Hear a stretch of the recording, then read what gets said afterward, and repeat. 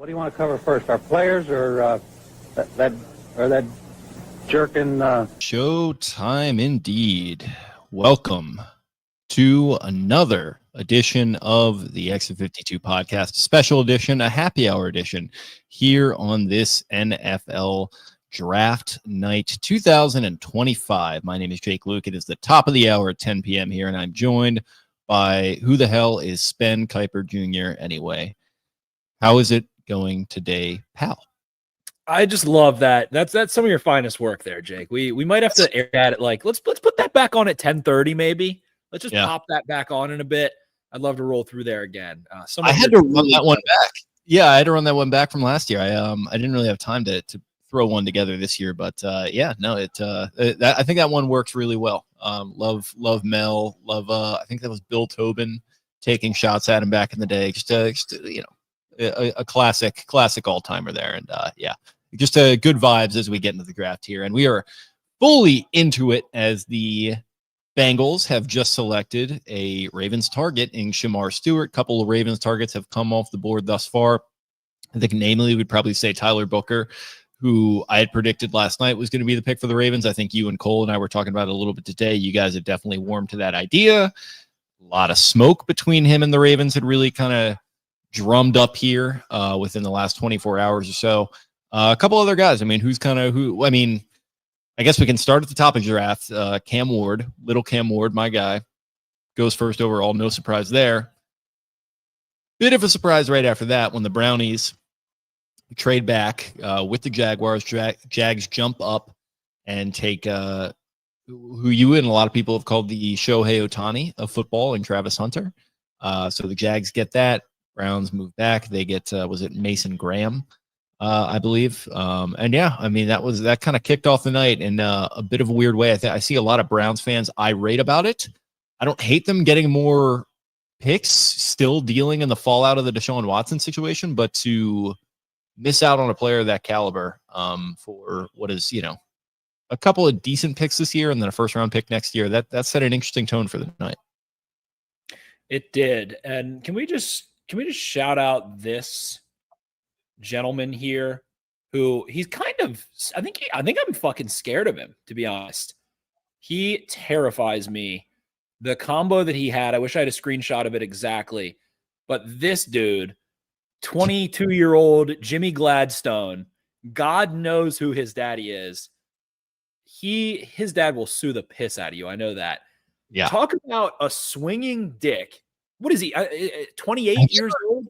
Have you seen that video at Maryland where the chick is wearing the Maryland flag and she shotguns the beer and then it zooms in on the kid's face? Who's like going, oh my God, that looks like this guy. Yes. That kid looks like this guy. Yes. Look at this dude. 28, 29. I can't remember how old he is. He's a left. I think he's in his 30s now. I could be wrong. Good for him. I don't know. I'm going to keep calling him 28. He can come fight me. But good for him, dude. First draft. What do you do? Like, fuck it. I love it. That was so exciting. Just trade a future first, trade a second, go get football Shohei, Travis Hunter, go get the 5-star who ends up winning the Heisman. What an absolute swinging dick move. I loved it. It set the tone that these are not your Uncle Phil's Jaguars from 2007 with David Garrard and they've got Trevor Lawrence, Brian Thomas Jr., Travis Hunter. Love it. We'll see what they do. Travis Hunter with an all-time line. I think Molly McGrath said, did they say anything about how they're kind of going to use you? And he was like, well, I talked to both coordinators on the phone, so they said they're going to let me do my thing.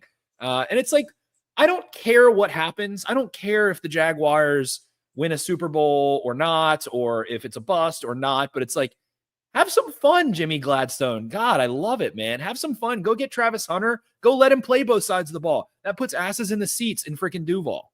And that's such the move of a guy who has just taken the job. He's got years of job security in front of him. He is not going to be taking a quarterback. He's not going to be staking his reputation on that. So you can afford to swing your D around a little bit. And he definitely did that here with this pick. And I think it's very exciting. I mean, a lot of people talking about the fact that Brian Thomas is going to be on the other side of the ball with him there at receiver, which is really exciting. I'm just excited to see like how they use him, because a lot of people, I think, validly have made the point that he probably can't play on both sides of the ball full time? I mean, are they going to split him up? Is it going to be like one game? He'll start at corner and do that in the first half, then go to receiver, and then maybe do vice versa.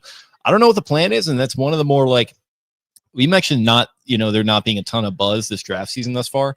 The more I was thinking about it as that pick was made tonight, I was like, wait a minute, this could be like one of the cooler storylines we've seen in like many years. So yeah, that one really got me. It really has the potential to be, and we poo-pooed on all the draft picks, all that last night when we did our little preview show.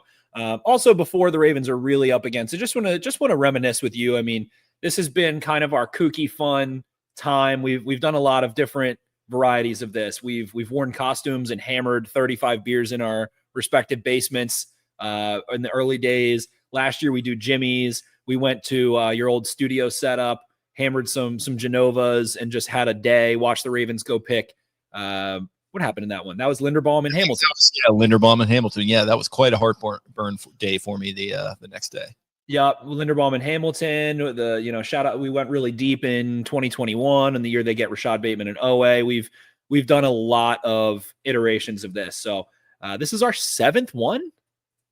I want to say the first one we did like an actual stream for was 2020. So this is probably the sixth one. Yeah. That sounds about right. 661. 2019, I remember. We might not have started the pod at this point in 2019. No, we hadn't. I think that was like our first one that we ever did together.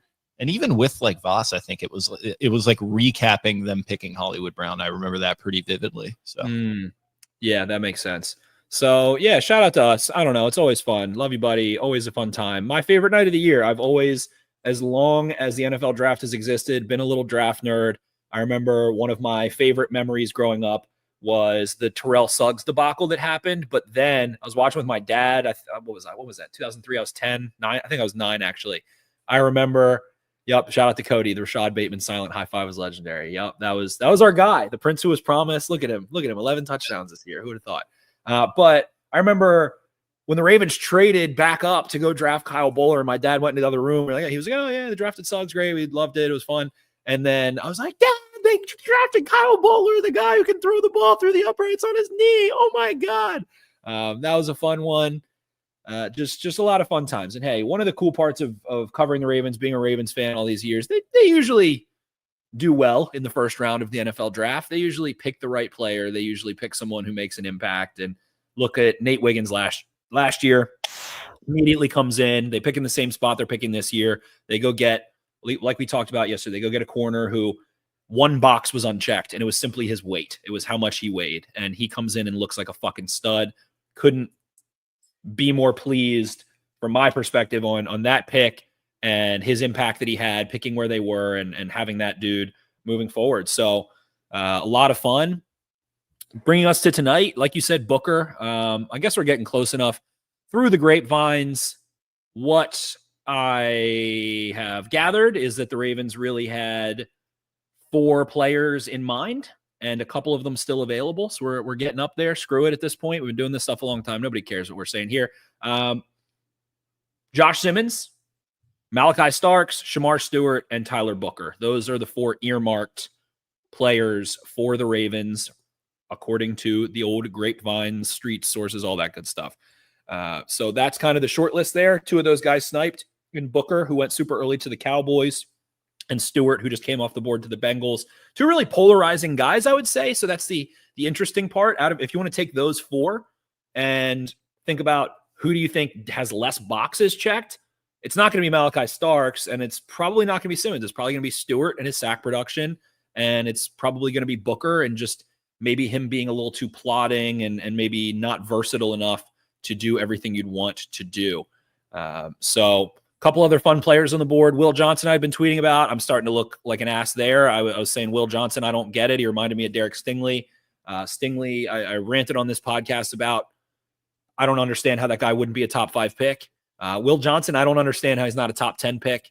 I don't know if he's a head case. I don't know if there's injury stuff. I don't know. I don't really get it. Daniel Jeremiah didn't have him in the first round. I thought that was borderline deplorable there. So he's probably there. It probably is something to do with off the field, because I feel like DJ, like he's a tape guy, but like he'll also, like, if he's hearing stuff about, I think, character, and he's very connected with a lot of these teams, the Ravens being one of them as well, he's not going to be afraid to be like, hey, like, I'm not going to touch this guy if they're not going to, and I'm just going to stick with what I'm hearing, as long as as well as what I'm kind of evaluating. So, but yeah, I mean, 6'2", 194.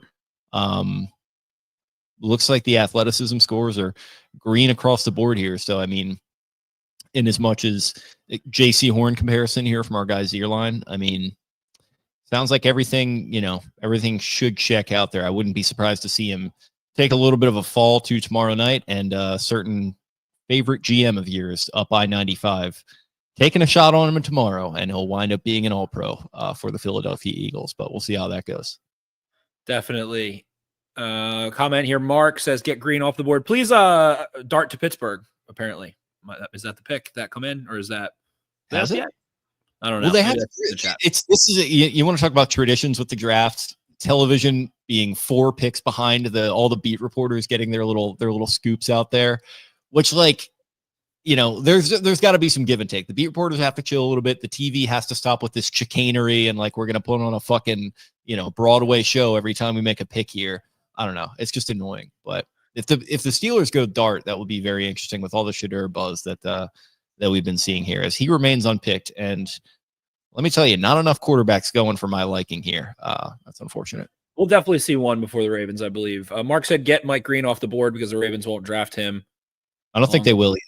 Yeah, I know for a fact he's off their board. I know that wholeheartedly. 100% he's off their board, so will not be Mike Green. I do think Shedeur goes to Pittsburgh. I do. I don't know what else they're going to do at quarterback. Jackson Dart was minus 650 on FanDuel ahead of the draft to be a first-round pick. So we'll see. Maybe the Browns like one of those guys. They have tons of ammo. They could spend a very small amount of ammo to go get one of those guys, move up a little, or just sit tight. Giants and Browns could both do that. Certainly. So we shall see. I don't know. I like Shedeur Sanders a lot. Mel Kiper's gone insane on him throughout tonight, like how much he loves him. I like Sanders a lot too. I think he's been heavily over scrutinized. I think him and Travis Hunter both simply the NFL Network. Yeah, like Klatt and those guys were talking him up a good bit too, and Kurt Warner. And it's interesting. I mean, it might not even be so much him. There might just be the aspect of we just don't want to fucking deal with Dion. And I would get that. It's nothing against you, man, but Dion is going to find a way to be a part of this program, and it's not even that Dion's a bad guy. It's just that he brings a lot of media attention. And as we know with, certain players for, I think, fair and unfair reasons over the years, teams just don't want to attract that kind of thing. So that does suck for Shedeur, who I think, I like him quite a bit too, especially as a player. And, they talk about the competitiveness and the fact that he kind of had to carry a pretty bad Colorado team the last couple of years. I think it would be good to see him go in round 1. And I think it would be a smart investment too. Get that 5th-year option, kind of give yourself a little more control and try to develop him over a couple of years and, let the spotlight fade away, hopefully a little bit. Certainly. Let's see what we've got. The Bucks are taking Emeka Egbuka, who's a stud. Love. Definitely love. He's a my guy. Is their receiver room just always going to be just completely stacked? Brian Hartline's there. It feels like it certainly will. They've got it rolling. Whatever they've got, there's a science to it. And it does involve getting really highly rated prospects recruits coming out of high school as well. But they're absolutely rolling. I'd only like positive helmet scouting. I'll also say that there was never a good Texas Tech quarterback until Patrick Mahomes. But when my boy BJ Simmons like that, and Cliff Kingsbury, who is a great third string. I don't know if he ever made a roster, to be fair. But with all disrespect to Cliff Kingsbury, there was never a good Texas Tech quarterback until Mahomes. So I hate those, but Baker Mayfield. I'm not counting that. I'm not counting that. We got Matt Miz immediately as well here. So Egbuka, that's fun. Mike Evans, obviously still there. Cohen gone to the Jags. What a little run for what a kooky little group down in Jacksonville, man. I can't get over them. And they need to lean into the weirdness, and it starts up top with the Khans. You got Shad Khan, kind of the mustache twirling sort of villain character. Tony Khan is wearing is doing the WWE bit with the neck brace in the draft room. They're just kind of leaning into the weirdness, and Jacksonville, the I-35 corridor or whatever it is in Florida, there. Duval. Yeah, like it's largest city by land area in the United States, which people don't talk about. I don't know. I'm into the Jags operation, except for that, once every 2 years, the Ravens just suffer a, absolute soul-rending defeat to them, like late in the year that they can't afford. Other than that, I'm a fan of what they got going on. Is Tom Coughlin? Oh, I'm not going to say it. Dead or alive, Tom Coughlin? I'm not saying anything. Definitely 100% alive. I'm absolutely positive. It doesn't matter. And we're good there. Yep. He was born. He has not died. He was born 1946 in Waterloo, New York. And there is no D there. We are good. Tommy's alive. Well, I famously have found that out and been surprised about certain figures within the NFL, only for that to no longer be the case a few days later. So I'm keeping his name off my lips, and we're just gonna let that one sit. Yeah, I'm but really pumped up to see what the Bucs can do, man. I mean, they have a great offensive line in place. I think they're returning all 5 starters. Bucky Irving emerges there. Our guy Baker. This is a Baker positive podcast, always and forever. And now you got Mikey Evans, Chris Godwin on the mend. You got Ibuka. Dude, Jalen McMillan balled the fuck out last year too. A good bit. So quite a group they've got there. That defense crumbled at times. Now they can put some other assets in and see what they can do there for Mr. Bowles, who still, I think, can call a great defense. But, an interesting group there as we continue. Now the Pittsburgh Fighting Steelers on the clock. My kin, Jordan Schultz, tweeting that the Giants are trying to get back into round 1. I would wager that's for Shadir. I realized this was during the combine. I referred to Jordan Schultz as Andrew Schultz like 5 times when he got in that altercation with Ian Rappaport in the Starbucks in That's Indianapolis. A good bit, though. That's a little bit of a good bit for that exact moment. Yeah, that's fair. I think it maybe tracks a little bit there. You might be right. Certainly. Some good tweets about Ibuka. We see Ted Nguyen from The Athletic. Emeka Ibuka and Chris Godwin will give the Bucs essentially what the Rams had with Cooper Kupp and Robert Woods, 11.5 personnel. Yep, those fellas can block and catch D football. So fun group there. What else have we had happen in this draft? Colston Loveland goes off the board to the Bears yesterday. So we were floating like hypothetical Mark Andrews trade places. You said the Bears. I was like, oh, well, they do have Cole Kmet under contract. Then they go draft a tight end in the top 10, which is way even crazier. So these young quarterbacks, give these young quarterbacks as many tight ends as you can get. Something just an easy kind of over the middle. Like, I could see you. You can see me. Yeah, he's security blanket. Get Caleb security. # be nice to Caleb. And Tyler Warren was minus 1,400. 1 to 14 to be the first tight end off the board. And I thought that was a stinky fish, but I didn't put American dollars on it. That was interesting to me. I mean, like maybe it's the fact that I just watched a lot more Penn State. I mean, I watched some of the high profile Michigan games, but they were just so, you want to talk about stinky fish. I mean, that was a stinky watch was Michigan this year. But yeah, no, I mean, I loved Warren from what I saw from it. I'm, interested to see like all the weird shit they're probably going to at least hopefully try to do with Richardson this year to maybe see if they can get some last blood out of that stone. Maybe they'll try to do some weird shit with Warren too down there in Indy. Exciting stuff. Certainly. So the Steelers, we'll see what happens here in a moment. Still no corners. Like I'm saying Travis Hunter, not a true corner. There have not been any corners taken. Yeah. Jahdae Barron's still on the board. That's got to speak somewhat ill of them because I feel like that's one of those positions that you reach for. Like teams are desperate to get him. I mean, it's those track athletes. They blow tires all the time, and you got to have a couple of them. So that definitely speaks to how teams view this class. So yeah, interesting there. Again, both those 2 fellas out of the 4 that I named, Simmons and Starks, still on the board. We heard some interesting rumors, maybe that the Ravens were trying to set a little bit of a smoke screen with some interest regarding safeties, see if they could get a certain team that they may have lost 2 divisional round games to in the Lamar Jackson era to jump them. That's what I was going to say. Like Mel coming out and talking about Malachi Starks, like this morning. What was he saying? I didn't see. He said, tell you what, Todd's a perfect pick for the Ravens. They see it as their ideal situation. Bring him in, slot him in there next to Kyle Hamilton. And like, it was just one of those things where it's like Mel coming out and saying that the morning of the draft, like if you're not plugged into the NFL, been telegraphing everything lately like right. for the last like couple years. Parkville's own Mel Kiper Jr. comes out and says that the organization that he's literally a fan of and talks to every day is saying this. It seems like the most obvious smokescreen of all time, but does that make it almost too obvious that it actually is true? Zay Flowers, they were glued to his hip at the East-West Shrine Bowl. Right. I mean, I don't know. I don't know if it was just us, but like Rashad Bateman was incredibly mocked to the Ravens for the entire cycle from like mid-February on. What else? Owe, kind of out of the blue, but that was CJ Mosley the morning of, I remember, or maybe like the day before, CJ Mosley said the Ravens and the Bills were showing the most interest. And then I remember Hensley like just very quickly like pivoted from a prediction that he had been making and said, yep, CJ Mosley, that makes the most sense. Then he like released an article like that was a mock draft that had him go to the Ravens. And I remember that one coming up kind of late in that process, and it wound up coming true. So like it can get out like relatively easily, but that's even that was like a different media landscape, and that was only like 11 years ago. Now it's like it feels like the cloak and dagger and the subterfuge is just operating on 3 different levels of 4D chess going on here with, you know, Twitter and all these little insiders scurrying around, you know, whoever knows what's going on as Jahdae Barron goes to Denver. There's your first corner. Wait, what just happened? Jahdae Barron went to Denver. Was at 20? I don't know if they moved up or not. I was kind of half paying attention.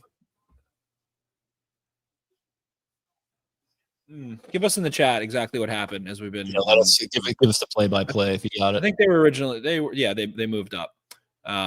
Sounds like yes. So Jahdae Barron there to the Broncos. Denver was at 20. Okay, perfect. There we go. Yep, I had a brain fart. So Barron, I'd lose money. I can't lock in Glenn Davis because I'm talking to you guys.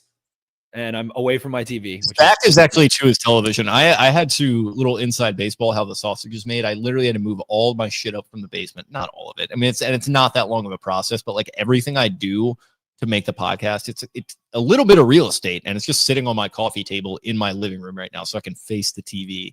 Spenny, I was going to, and I just he was going to. He was a little indisposed today. We don't have to. A little indisposed. I may have been making sweet saxophone jazz out of my butt for the last hour into some porcelain, but yeah, Zabel was very telegraphed to the Seahawks. He goes off the board. Jahdae Barron, love Jahdae Barron, talked about him as a guy. I think I said he doesn't make it past 20, if I'm not mistaken, on the pod yesterday. I was like, Jahdae Barron would be the player that falls to the Ravens, but I don't see him making it past 20. So we do have coming across our desk from our friend of the show, Connor Rogers. I typically don't want to spoil picks here, but this one's very interesting to me. Steelers are taking Derek Harmon. Okay. Well, no Shadur. That's where I thought he'd go. Yeah. But perhaps the Giants. Giants did so much work on Shadur. I don't know. Maybe he simply falls out of the first round, or the Browns and Giants play a game of chicken and one of them jumps back in at the very, very, very end to a willing partner to go grab him. So we shall see. We'll see if Jimmy Harbaugh takes Will Johnson. If he passes on Will Johnson, I feel like that does speak some volumes, but the Chargers do have some other fish to fry position-wise, and we'll see. But I would think if there's not some funky thing with Will Johnson, the Chargers take him. And maybe, I don't know, maybe I'm a little fixated on him. And I was kind of wrong there, so maybe that's why I'm just trying to prove myself right, most likely. But yeah, continuing to fall. Jalen Milroe, I think they're talking about Jalen Milroe, said he's faster than Lamar. He probably is in a straight line. Like Daniel Jones is faster than Lamar in a straight line. Has higher GPS speed, but nobody's got that wiggle. I'd like to see the foot race. All these GPS and these numbers, you can stuff them in a sack. As far as I'm concerned, give me a foot race. And I'm not saying that Milroe isn't faster, but I'd like to see the actual race, like in the episode of Atlanta where Donald Glover races an older Michael Vick and just gets absolutely smoked. I'd like to see that happen. It would be interesting. Who was the guy who raced against the Cheeto, was it? It wasn't Tariq Hill. Oh, Usain Bolt? There was an NFL player that did it. It wasn't Arian, was it? It was, who was it? Schefter confirming the Saints were in on trading up for Cam Ward, but the Titans just wanted to sit pat. Interesting. I do think Cam Ward will be a stud. Loved him going all the way back to Washington State. Incarnate Ward. I loved him going all the way back to Incarnate Ward. I was grinding that tape too. I'm sure. No. I mean, that Apple Cup that he played in against Penix, that was like one of the more fun games that I've watched. And then, like going to Miami, I remember watching week 1 last year and be like, yeah, this guy is going to be a stud. I think he is going to go high in the draft. And, my untrained eye, I always personally liked him a little more than Shedeur. So it wasn't totally surprising to see him sort of take that leap up the board. But obviously they're smarter people than me. They could break down why. This is interesting. I mean, a couple quarterbacks, Ravens 6 picks away. So we got Chargers, Packers, Vikings, Texans, Rams, and then the Ravens pick. Detroit, Washington, Buffalo, Kansas City, Philly behind them, and then Cleveland, Giants to open the second round. You can forget about Tennessee because they're not going to move up for a quarterback or probably interesting move by the Broncos. The Broncos have McMillan in the slot, who's really good. They have Riley Moss. Barron maybe plays outside there. We'll see. And that's what I said yesterday. I think he gets too much shit about playing in the nickel. I think he can play outside and be fine. I gave him that Trent McDuffie comp. Similar thing. Derek Harmon to the Pittsburgh Steelers, someone I liked a lot. One of the guys I had on my predictions, not that they were very confident this year. But, I mean, yeah, Surtain too, obviously, on the outside. But it's kind of like Surtain is one entity, and then everything else orbits around him and interchanges around him. So we are reaching that lull in the 20s where it is 10:26. And it's like, all right, we're in the 20s. The Ravens are picking at 27.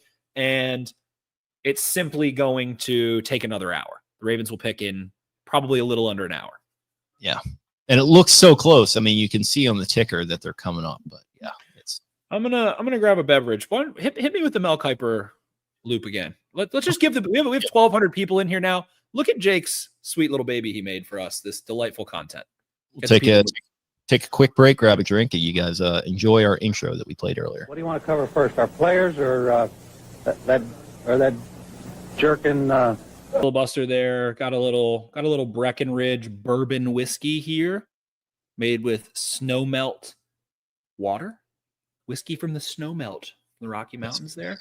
That's some fancy bullshit there. I got the working man's solution. I got a good old Natty Light. Last one in the fridge. It's a bullpen game tonight, and I'm down to my last guy. Let's leave it that way.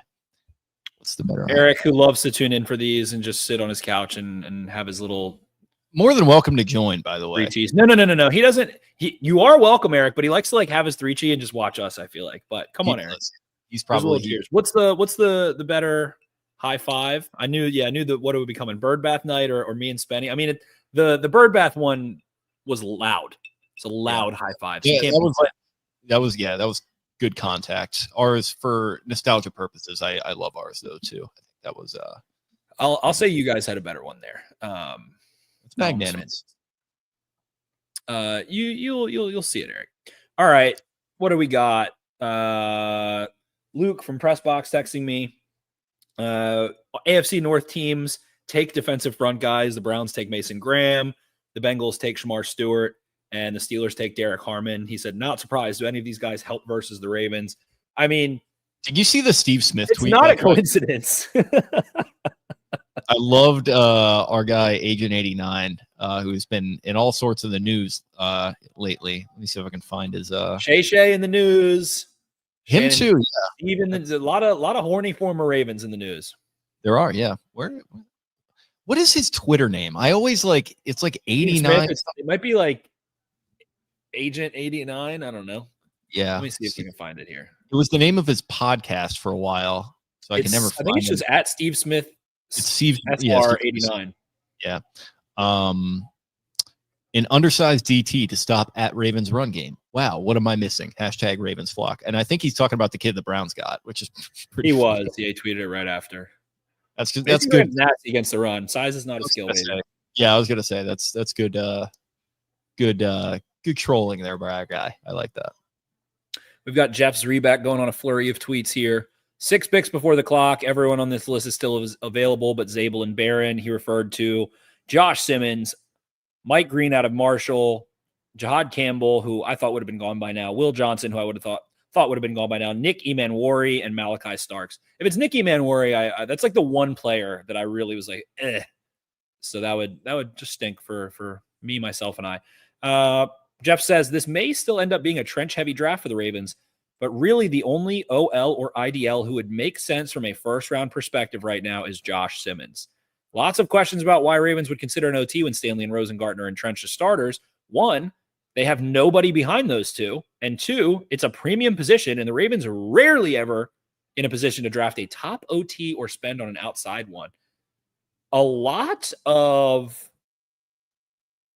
inside baseball there, it feels like. Jeff, like, getting ahead of fans complaining about why they would take a tackle. I don't know. Funny to see him. That is the remaining highest player on the Ravens board. Yeah, it's fun to see him editorialize like that. There we go. Will Johnson has red flags on his knee. All right, there it is. Yeah, that's where that sucks for Will Johnson came in. Okay, that's interesting. I mean, makes you wonder what's the earliest you're Christina Anderson cracks me up. She says Shadur Sanders needs to use all this as fuel, just like Lamar Jackson did. Critics can become footstools. When she like latches onto a player, it's always funny. I like her. I'm getting a little over like the tweeting the eyeballs and big news coming out of the north and just like never following up on this stuff. Like, come on, I'll take her over at Didi Kikabwala, who agree. has an MVP vote for. Yeah, for reasons that are unclear, and so does like fucking She knows Jake ball, all right? She knows ball. Yeah, so does Jake Paul and all the fucking whoever else. Like the MVP vote is just. Chad Lee with a question here. Joe Ortiz loves the draft. There is an H at the beginning of that. Ortiz loves the draft. How much do you think Jim affects his picks? I would have to think that I wouldn't say the word affect, but I mean, Jim has, to use the phrase inside baseball again, Jim has probably still an incredible amount of insight into players, more connections into high-level college coaches, can get the scoop that Joe Ortiz needs, and I think they would just be simpatico. I mean, we watched the way that Ozzie and Billick and then Ozzie and John Harbaugh work, now Eric DaCosta and Harbaugh, of course. That's where Ortiz came from, and I expect him. Gosh, you're so good at suppressing your yawns. That was a 9 out of 10 suppression. That was like a very good silencer. But I really again, they work simpatico. Yeah, with my deviated septum, that's just going to kill me one day.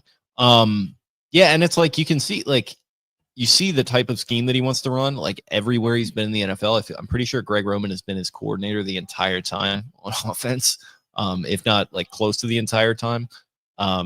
So yeah, like he wants a certain type of player. No coincidence that Joe Ortiz comes from a place where that type of player was found often and good ones were found often. And yeah, I think there's definitely a lot of influence, but it's good to have synergy between those two, those two guys when you are drafting your head coach and your GM. Chargers pick is in. Amarian Hampton. Oh, okay. Hampton. I like the Ryan Matthews comp. There's been some fun comps on him. Big fella, runs hard, nasty in the open field. I liken him to Najee a little. He's not quite 240, but he does have like a fourth or a fifth gear where Najee doesn't really. And I really, really, really like Amarian Hampton a lot. I think that gives them what they are looking for. J.K. Dobbins getting absolutely cucked again. I'm sure he's thrilled about that. Gus Edwards. Is Gus Edwards a free agent? I feel like he signed a 1-year deal with the Chargers. I think, yeah. Both of them might be free agents. I think you might be right. And honestly, like you look at the health issues that J.K. battled. The Browns are signing J.K. Dobbins to a 2-year. I've been completely. That's I don't know. I might be getting duped there. Are you getting was that Real NFL News? I Googled that and Real NFL News comes up. Who did you have last year that the Eagles signed that they just like didn't sign? Derrick Henry. I was on the golf course and somebody was like, oh, Schefter tweeted the Eagles traded for Derrick Henry. I was like, damn, that is going to be filthy. God. I don't know if he's still under contract. I'm struggling to find it. Let me check. I think he's a free agent. Yep, he's a free agent. I think Gus Edwards too. So there you go. J.K. Dobbins. He'll get some touches somewhere. Honestly, Cleveland would make sense for him. But Hampton, big, strong, fast, runs hard, fun, human highlight reel. Will be a fun dynasty pick. I like it. That's 1,000-yard potential. Quick. Chargers running the damn football. And it's funny. We said they had fish to fry. I didn't think that would be it. But there you go. Jimmy Harbaugh, Greg Roman, first-round running back. BPA. Bam. I was explaining to some boys of mine that there would be 3 running backs taken in the first round. So I've got 10 picks left to make that come to fruition. I'm rooting for you. There we go. We're talking about Gus Edwards. Yeah, we're saying Chargers took a running back. Gus Edwards, J.K. Dobbins got cucked. Not that they're on that team anymore, but you never know. What else has been interesting so far? Who knows? I mean, the Will Johnson knee could be a little bit of like a, you never know. Could be just like his camp putting that out to get reporters to say it or something.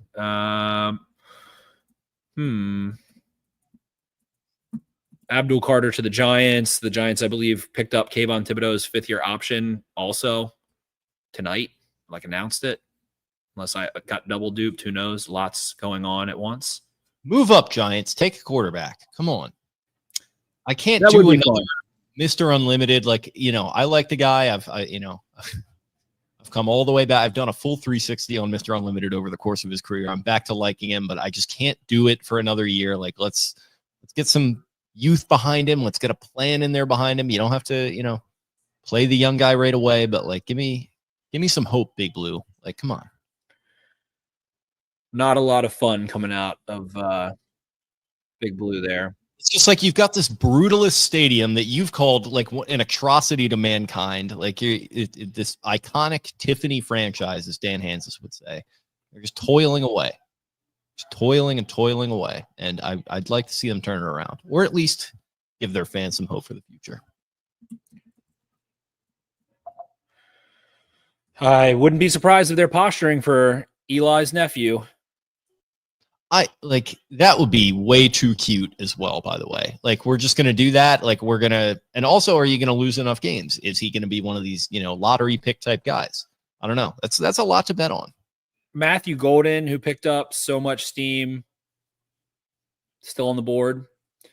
Kenneth Grant to the Dolphins, who have been Sisyphus in the last couple of years, that defensive front, other than Zach Sealer. I mean, Christian Wilkins gone. They need some help up front. Broncos went ham-bony on them. They've needed some meat, so they get Kenneth Grant. I think that one was eye-opening. Jalen Walker went lower than folks expected. Walter Nolan, who... Jahad Campbell's still out there? Jahad Campbell's still on the board. The Green Bay Packers on the clock. Yep. Who need a receiver. Yep, I see Izaraku, Taylor. It's not Travion Henderson. Mike what a Green. Baltimore name it would be for Izaraku. Izaraku. Yeah, Donovan Izaraku. Yeah. Chad Lee, I thought Jahad Campbell would go top 10. I was texting. I thought it would be not shocking to see him go top 10. Vikings there. Who knows what they want. Now we're reaching the point of ambiguity. I'm sure the phones are flying here. And we are still probably about 40 minutes from the Ravens picking.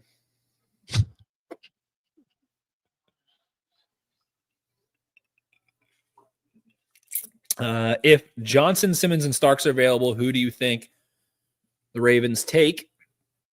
If the knee's a concern, I mean, and that's this fall seems real from who is proclaimed as a clear-cut top 5 pick entering this year. Sounds like Simmons is the Ravens guy. Yeah, I would probably prefer Simmons at that point.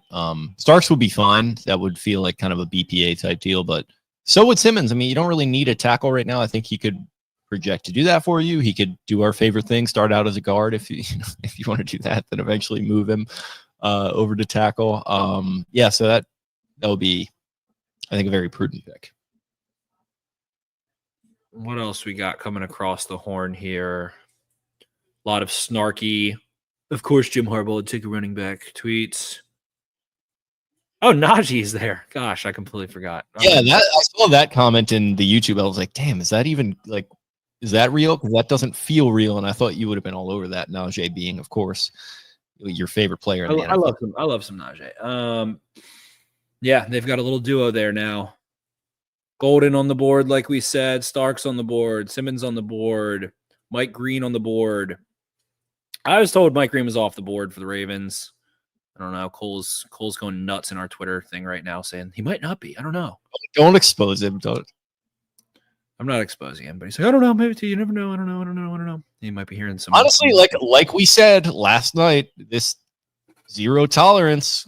How zero is it? Seems like it's come under a little bit of fire. Do you lean into it? Do you live long enough to see yourself become the villain? I don't know. It'll be interesting. Matt Miz, what's the deal with Simmons' knee, though? Whole reason he's still there. That's a good question. Why is this just coming out now? Like, this isn't even a Miles Jack where it's like the night or two before. Like, no. He's talking about Josh Simmons, the Ohio State tackle. But yeah. The Packers finally did it. I don't know what that means. We'll see here in a second, I guess. Matthew Golden, first-round receiver. Connor Hughes says that the Eagles were trying to trade up with the Packers, probably for fucking Malachi Starks because he went to Georgia. So there we go. Matthew Golden off the board. Curious about what the Vikings do. They have an interesting roster. They've had some odd picks over the last couple of years. I feel like they could go O-line here. That would make sense for them for sure. Simmons would make sense as a help to Darisaw coming back from injury, perhaps. You also, I think two guys who play left tackle. Last night, right? You mentioned Malachi Starks as like a potential Harrison Smith type comp at some point, right? Yes. Harrison Smith also so old. That's what I'm saying. Just slot him in there, learn from him, you know. Harrison Smith, 36 years old. Yeah, he's been around for a long time. I think he was at Notre Dame when I was like in high school still. 2012, he was drafted. 2012 first round pick. Yeah. His dad's name is Steve Smith. There are a couple Steve Smiths floating around out there. Like you had the Giants Steve Smith, of course, who won the Super Bowl with Eli. Beat Gamer says the Vikings have also whiffed on some safeties. Exactly. And that's why they might have to. They took Lewis Seen. That was so many people were like, I'd way rather have him at where the Vikings got him than where the Ravens got Kyle Hamilton. And I like Seen. I liked him for sure, but I always thought that was a little silly. Absolutely.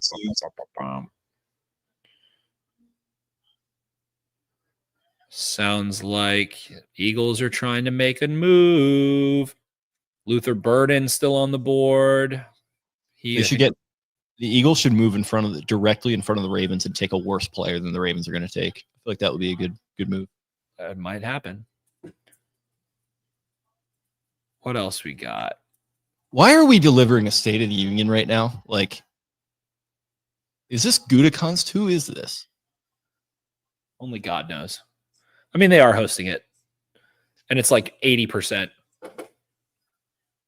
I think it was ridiculous. That was the most fans of the host city I think I've ever seen at the draft. Our boy, big content guy had a banger earlier. Attending the NFL draft is one of the whitest things you can do. It looks like a Turning Point USA conference out there.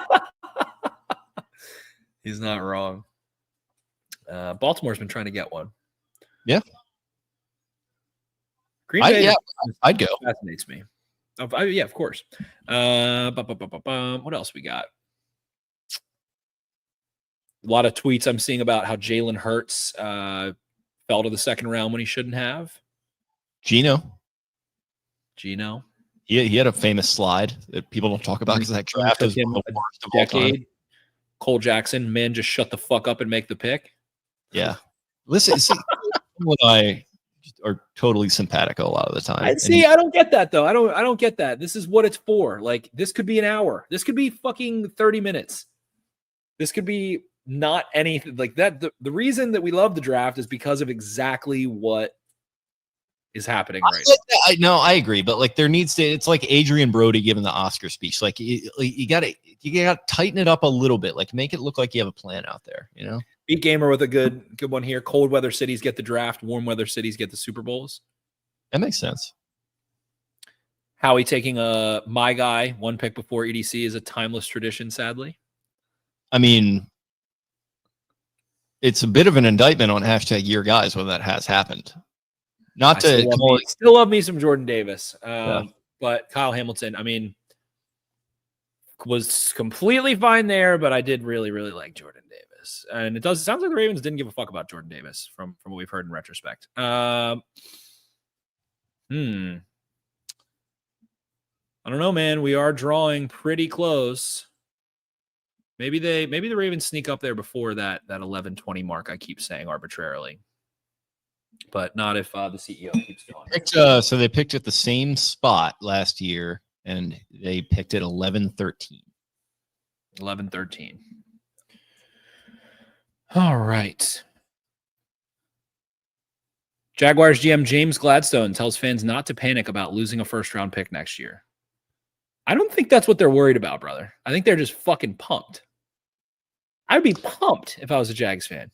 Yeah, it's like if you've got him lined up across Brian Thomas and you've got what you believe would be your franchise quarterback who has shown a lot of flashes, like you can maybe afford to punt on a first-round pick like for 1 year.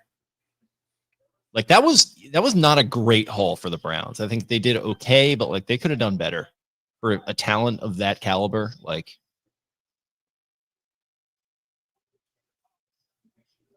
I'm happy about it. I didn't want to have to root against Travis Hunter. Also, what the fuck was Pete Carroll just fucking with me with his tweets earlier? Did you see those? He was doing like the Office, like Mexican standoff thing. He said draft clue number 1, and it was a gif of Michael B. Jordan in Sinners with another dude. Draft clue number 2, Snoop Doggy Dogg, Snoop Dogg smiling. Draft clue number 3, So Fresh, So Clean by Outkast. Draft clue 4 was Ted Lasso in Ted Lasso hitting a bullseye against the asshole ex-husband in the show in darts. Right. And then clue number 5 was John Cena holding up the WWE World Championship belt. I don't really get how any of those. And then he tweeted, "We're fired up, Raiders," and it's Marshawn Lynch. I was eating my quesadilla. Yeah, I'm looking at this now. I didn't know he was back on Twitter. Allegedly so. Allegedly reemerged like a phoenix from the ashes. Breer saying medical concerns on Will Johnson. Everybody's echoing that sentiment, I suppose. This Dion tweet's getting a lot of burn. He will be a top 5 pick. Where yo son going? LOL. I got time today. LOL. It's tough. I thought the points in this season, I definitely thought he would be, wow, Donovan Jackson getting taken at 24 ahead of Simmons. So that leaves Houston and then Rams. Rams could be a spot for Sanders or Dart even. Jahad Campbell, I'd love it. Yeah, I feel like the Rams are going to take Milroe. I don't know why. That would be such a Sean McVay, like, I'm smarter than you. I'm going to take Jalen Milroe over all these guys. I can't put into words why I feel that way, but I do.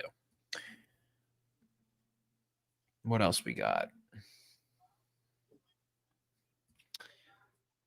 A lot of Andrew Berry hate.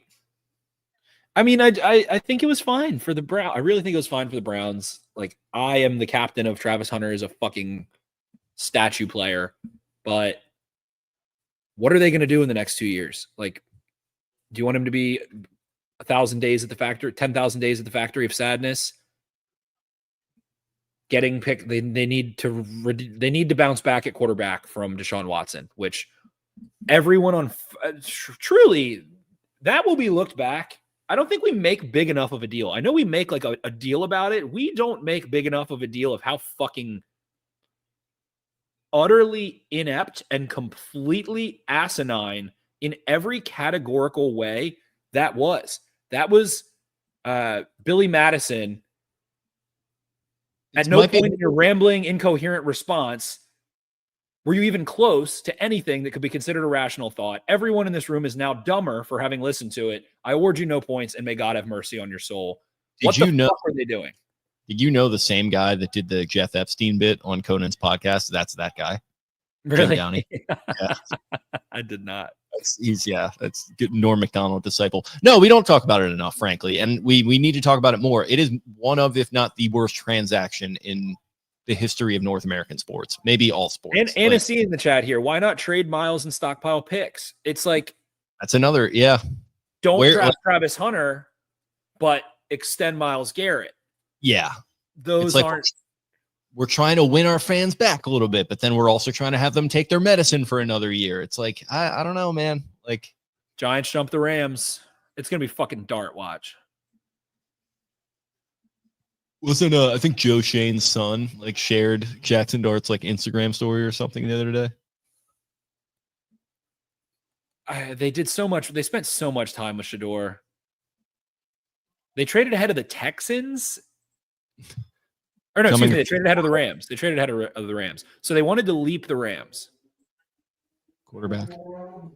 Coming across the wire from at Barstool Banks, the Packers should have to pick last in perpetuity for bringing this draft to a screeching halt. I couldn't agree more. Noted Packers supporter. Barstool I think he might try to be a bit of an ombudsman to them actually to avoid bias, but perhaps. Good for the Texans. I don't know what it felt like a good trade back move for them. Trade back spot for them. They didn't. I don't know they what they need to build an offensive lineup. This is such a deep offensive line class, though. Yeah, so I feel okay about them. Get some, stockpile some picks, take some, throw some darts.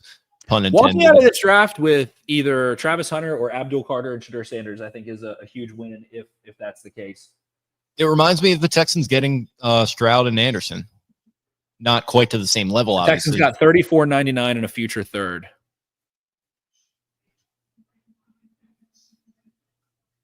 Let's see. I really need to. I really want this. I want Shedeur in New York. That's what I'm talking about. That will be fun. I guess the Steelers are going to roll with Aaron Rodgers.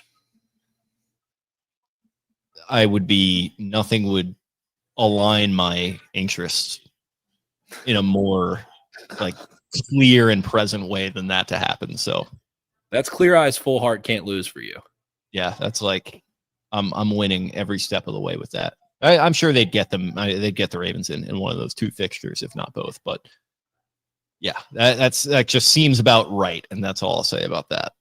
Jordan Schultz might be the most interesting, like dually interesting but not interesting person on earth. He's got some bot vibes, but then you see him on Cowherd Show and some other stuff, and it's like this guy, and he's been on like PMT. It's like he's got some flair to him, but he's got like there's just something a little. He seems a little. There's some plant vibes with. He clearly said to Tau Kappa Epsilon alumni Howard Schultz, founder of Starbucks, "Papa, I have decided I would like to be an NFL insider," and that's where the intrigue starts for me. Yeah. Like, how does this, like, where did he come from? Like I said, little industry plan. Just the style of the way he represents himself and the way he tweets and the graphics. I don't even, he's Fox Sports. He gives me a little bit like trying to wear Jordans with a suit and no tie vibes. Like that's what I get from Jordan. But Schultz. It looks right on him though. He has the face. It looks, he's the person who should be wearing that. They took Dart. There we go. If anyone should be, sure. Oh, they should. There we go. All right. Well, listen, that's something. It's a shot in the arm. I don't know what they're putting into their arm, but we'll see. So their room is now Jameis, Russell Wilson, and Dart. I'm gonna watch that Gruden's QB camp. I think Jackson was on. That would be a good watch. I watched a couple of them. He was getting me going with the cadences. Real good. The old one. I mean, I always love the old ones. I'm glad that he's bringing it back. Check those out. There we go. So Sean's son really was tweeting out them highlights, huh? Or Instagram posting them highlights. Yeah. Best kept secret. At Barstool Banks, more like Jackson Fart. Am I right? What does he have against him? He's just sitting on his couch, probably enjoying himself with that one.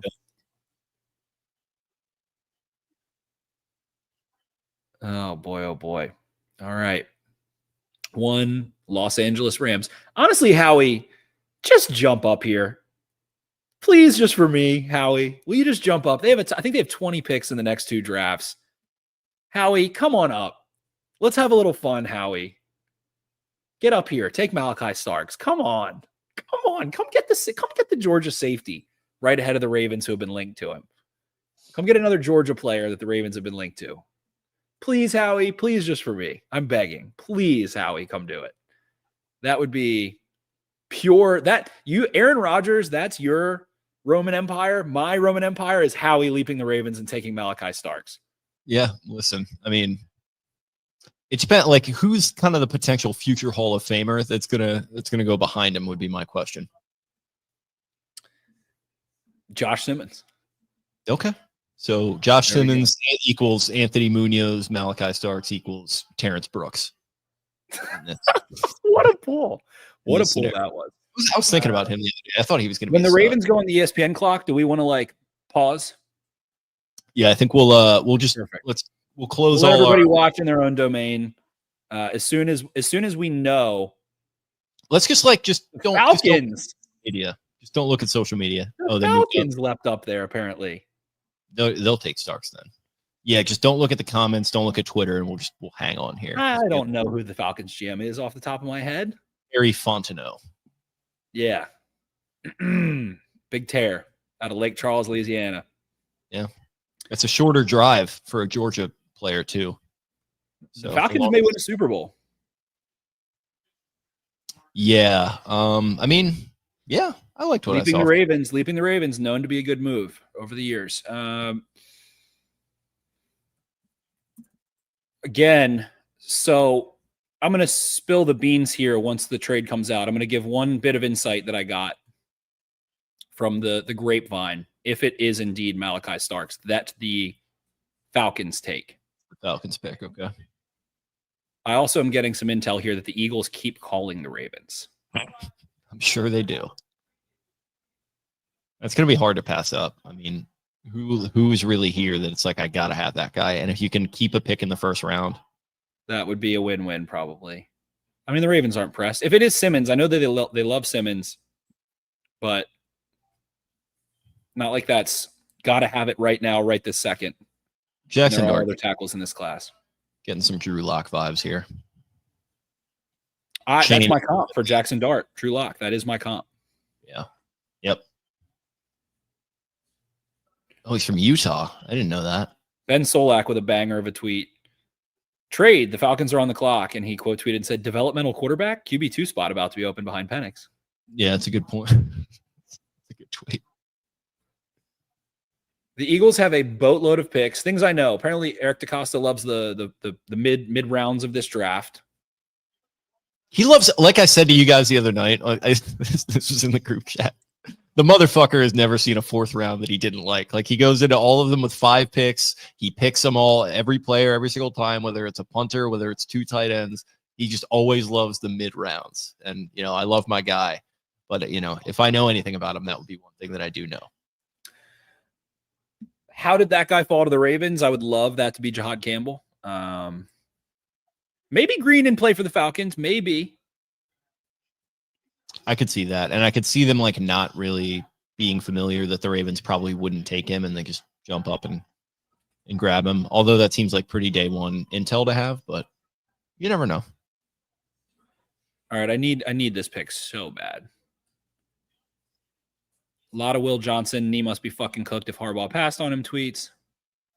Yeah. I mean, that's and when we were talking about this earlier, we didn't know it was the knee. I was like, is this a character thing? And is this going to wind up being a Chris McAllister situation where they take a gamble on a guy and hopefully it works out? Jimmy Smith. Yeah, sure. And pretty much people don't talk enough, but you just talk about things that people don't talk about enough. How similar those 2 guys' career arcs were, from beginning to end. That is something we have never drawn together, which is crazy to me. I have a signed Chris McAllister jersey that was purchased for Vasily Larico somewhere right around me. Atlanta is trading up for defensive end James Pierce Jr. Ooh. I wonder if the Ravens liked him. From what we were talking about last night, that would have shocked me if they really liked him, but I'm sure he was, maybe in consideration.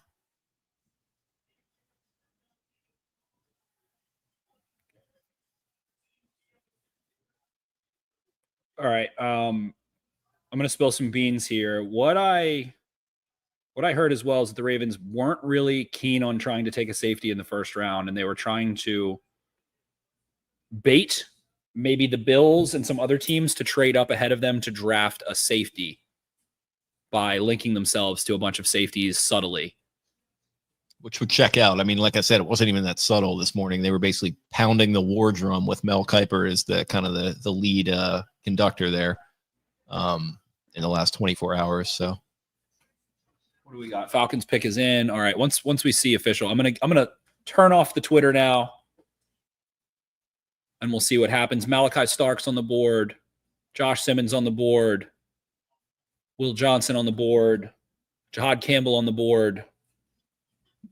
From what I've gathered, the Ravens like Simmons, then Starks out of the remaining. Guess we'll see if that's true or if I'm just huffing hot air and making noises out of my mouth here. Yeah, I'd predict Simmons in this scenario. Feels like good value and good need, just aligned. Best player available at a position of need. Jeff Z really tweeting about him a minute ago also. He's in the Jeff Z just gets in the champagne room on draft night sometimes and just lets it fly. I really enjoy that out of him. All right, comments turned off here.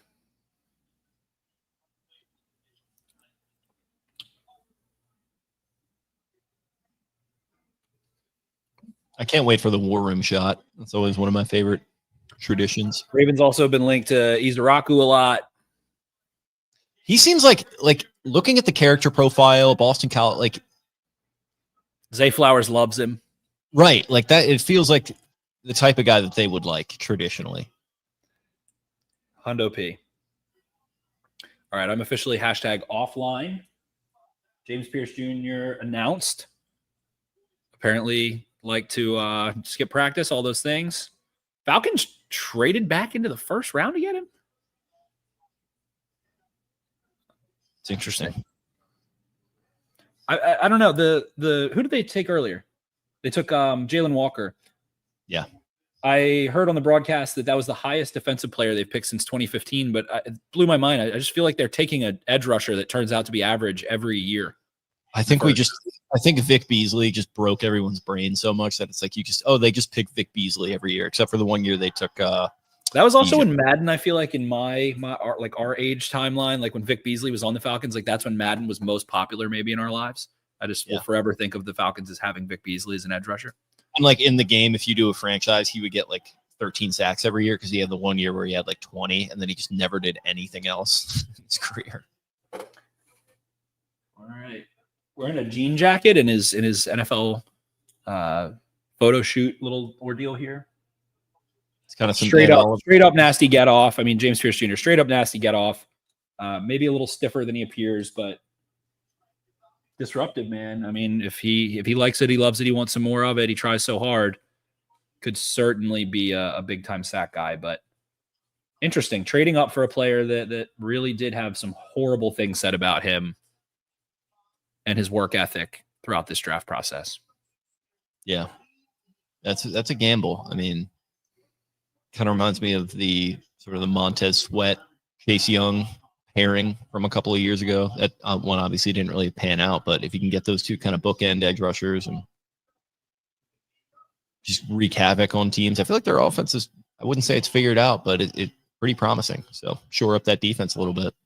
1,780 people in this stream. Go like our page on YouTube, subscribe. It is the cold, dark months of football season other than this event and a few small others. Baseball season in full swing. Eric getting into his deepest, darkest secrets all the time with you and Eric talking Orioles. 10-14 for the Orioles. They broke the double win barrier today, baby. Let's go. Double digits. Orioles are, to quote Mr. Ryan Ripken, 10-14, they're fucking fine. Orioles are fucking fine. 10-14. For as much shit, we're not talking about it. They're hanging it. Jackson Dart, maybe the second player with TikTok hair chosen in this draft after Mason Graham, who is the heaviest person I've ever seen with TikTok hair. Mason Graham kind of looks like Chub Perm from the MD Foodie Boys if he was on HGH from current age until the age of Mason What? Graham. Yeah, what is that a perm that like those kids do? Like, I think they do things with like blow dryers. I've seen little videos here and there. I think they blow dry their hair. I don't know. Back in the day, the move was like put a hat on and make your wings go out, but that's not. It's a variation of that. I still. Yeah. All right. Baltimore Ravens are on the clock. SpongeBob SquarePants on my screen. I'm gonna turn my TV up just a touch. All right. So the Ravens maybe have not traded. Yeah, they picks in.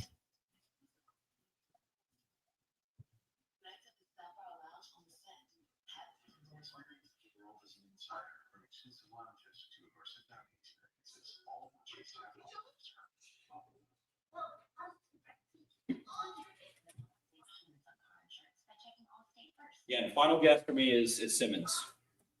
Yep, I'm gonna go with Simmons as well.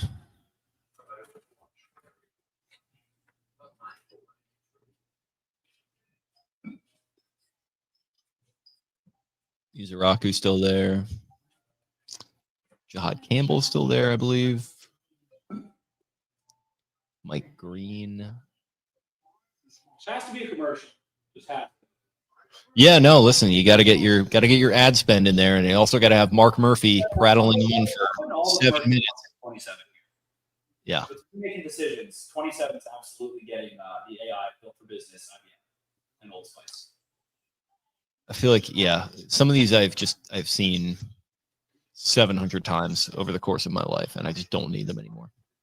Let's get some new ad inventory for the draft. Like the Super Bowl, they go out of their way to get fun, creative ads. Let's try to do that for the draft too. Thing I'm unaware of are how many players are left in the green room is my question.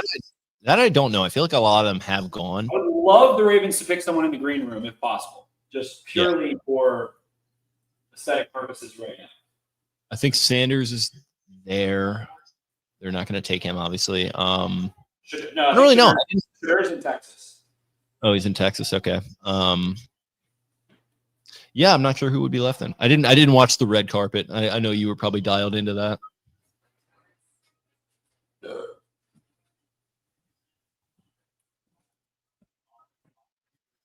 Boy, oh boy. Oh, time we got 11:09. It might be 11:13 on the dot by the time we get to it. Exactly. We need Roger Goodell to skateboard out. Have you seen it by now? No, I'm seeing EDC, the whole draft room. Ozzy kind of leading some applause. DaCosta looking a little stressed. Stanley Cup playoffs. Are you on ESPN? Yeah. Go to NFL Network, Playboy. Oh, no way. I'm an ESPN guy. I like Mel.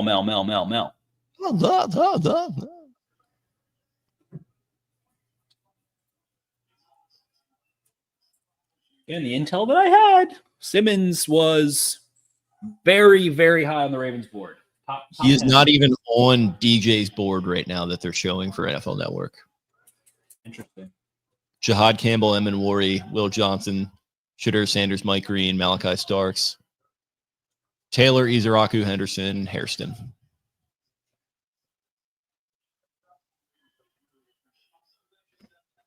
There's a little squad of Ravens fans in Green Bay. I'm enjoying. Yeah, rock on, man. I don't know how. I crazy. I guess they must be. You got to be around Wisconsin then. Yeah, I would think you're fucking flying to Green Bay, but there's no way. Who's doing that? No, that's crazy town.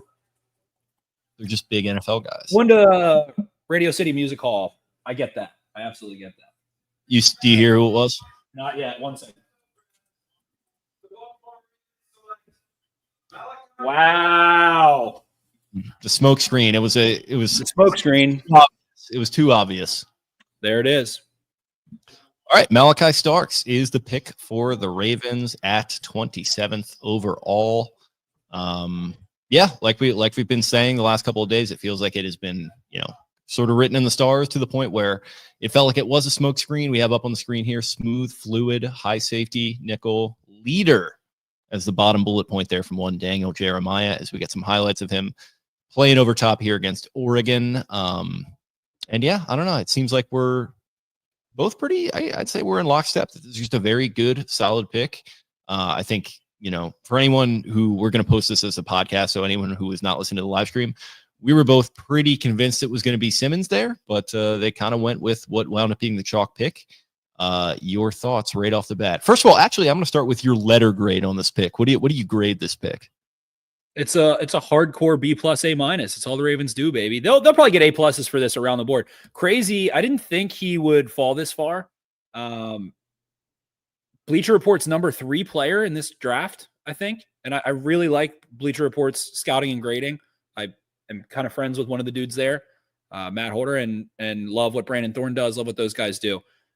Interesting excerpt from Matt Miller of ESPN the other day that I tweeted about was that from what he had heard, the Ravens really want to keep Kyle Hamilton in the deep role. Yeah. And have Starks come down into the box a little bit more, play in the slot a little bit more. But to me, I don't really understand that. I think it just enables full versatility of both of those players to do all of the things. Starks is very good in man coverage as a safety that can play in the post, as a safety that can run the alley. The comp I had for him was Javon Holland. We talked about that last night. He was Georgia's leadership council. I don't know the right term, spokesman to the SEC. Each team has to pick an SEC, basically like the president of your football team to go represent your team in the SEC leadership council. He is there, and suit very important here. Looks fantastic. Jamison Hensley had this pick. I mean, who didn't mock this fucking pick? I thought that it wouldn't happen because of that. So looks fire in the suit. But what does this do for Jaguars defense? It just makes them smarter. I think you're getting a rangy player who isn't undersized. He fits prototype, man. I mean, 151, 10-yard split. The vert wasn't exactly what you want to see, but quick as fuck. Great in man coverage. Smart, has incredible ball skills. I don't know. Here, I'm going to pull up it was funny when I was reading a scouting report, some others. I want to look up one. I'm going to look up Zerline's. The critiques were very small. It was very ticky-tacky shit. Yeah. Here we go. Zerline said weaknesses: average peripheral vision and block shed as a down safety. So that means if someone is this is such a ticky-tacky thing. So he wrote down basically if someone's down blocking him, let's say a receiver is cracking him, so to speak, he's a little slow to get on that. That's not a big deal. That's something easily fixable. We went over the RAS stuff a little bit too. There were some kind of red-orange areas in there, but I think it was only one section. I'll see if I can pull it up now. For some reason, the Zerline is not loading for me. But yeah, that was one of those are the only two things that I can remember us talking about when we were discussing this last night. I don't know. Seems like it's just a classic. I know it's a cliche at this point, but it's a classic. Ravens just let a good guy fall into their lap here. I think what I said yesterday was that I like Jahdae Barron in ways because Jahdae Barron just doesn't have mental lapses ever. And Starks will have the occasional, it's average. It's not bad. It's not a big thing. He'll get beat deep from time to time. He'll be a step late here or there. Is it going to be 4 times a game now of T. Higgins and Jamar Chase just running past you just inexplicably? That literally happened 4 times last season in 2 games against the Bengals. I feel like this has to help eliminate that to an extent. So again, I want to focus on what the weaknesses are. You're getting a balanced, versatile player. He's a highly regarded prospect. He fucking loves football. He's aggressive. He's a good tackle, all those things. But the weaknesses, here's what Zerline wrote down. I said it. Average peripheral vision and block shed as a down safety. Slows and catches contact when tackling running backs.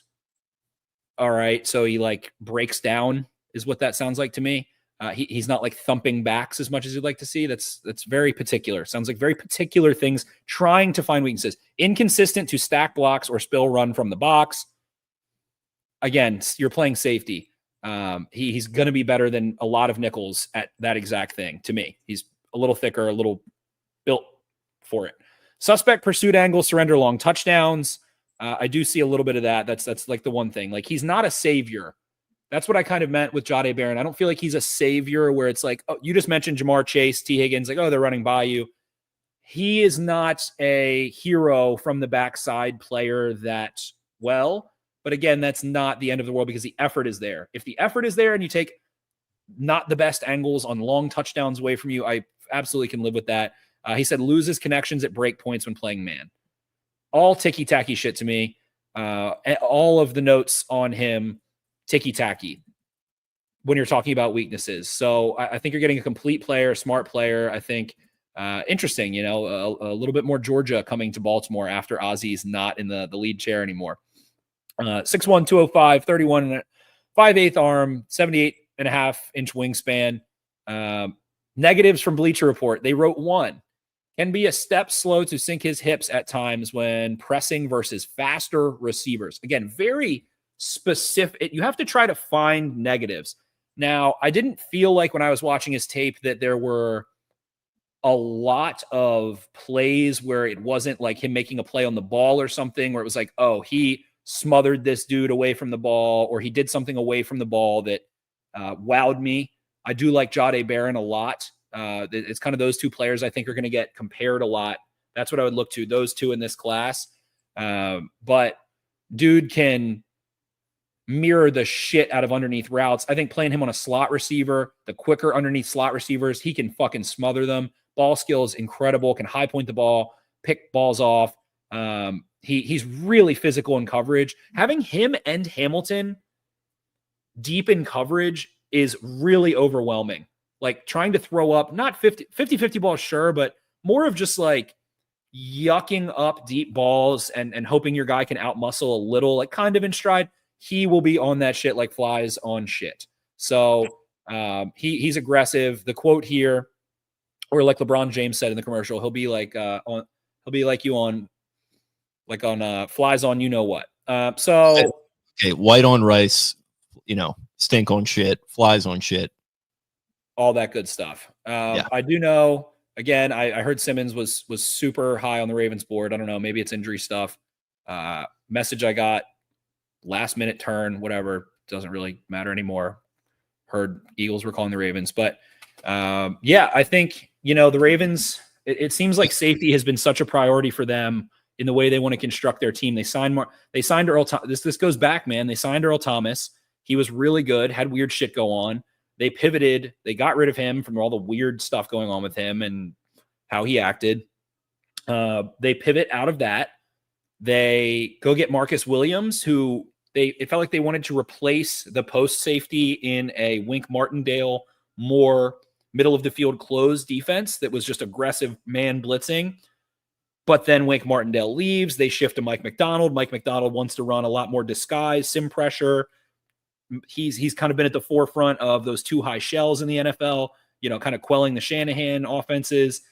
And that wasn't who Marcus Williams, the one-arm man, was. So now you have Starks, who fits that two high safety, roll down into the box, disguise, versatile role a lot better alongside Kyle Hamilton. You do still have Ardarius Washington for at least this year. So it's a Ravens pick, How did he fall? Oh, of course, Malachi Starks goes to the Ravens. I really didn't think it was going to happen. I really didn't. It was this is crazy. This is crazy for the team who is usually so tight-lipped and usually keeps things so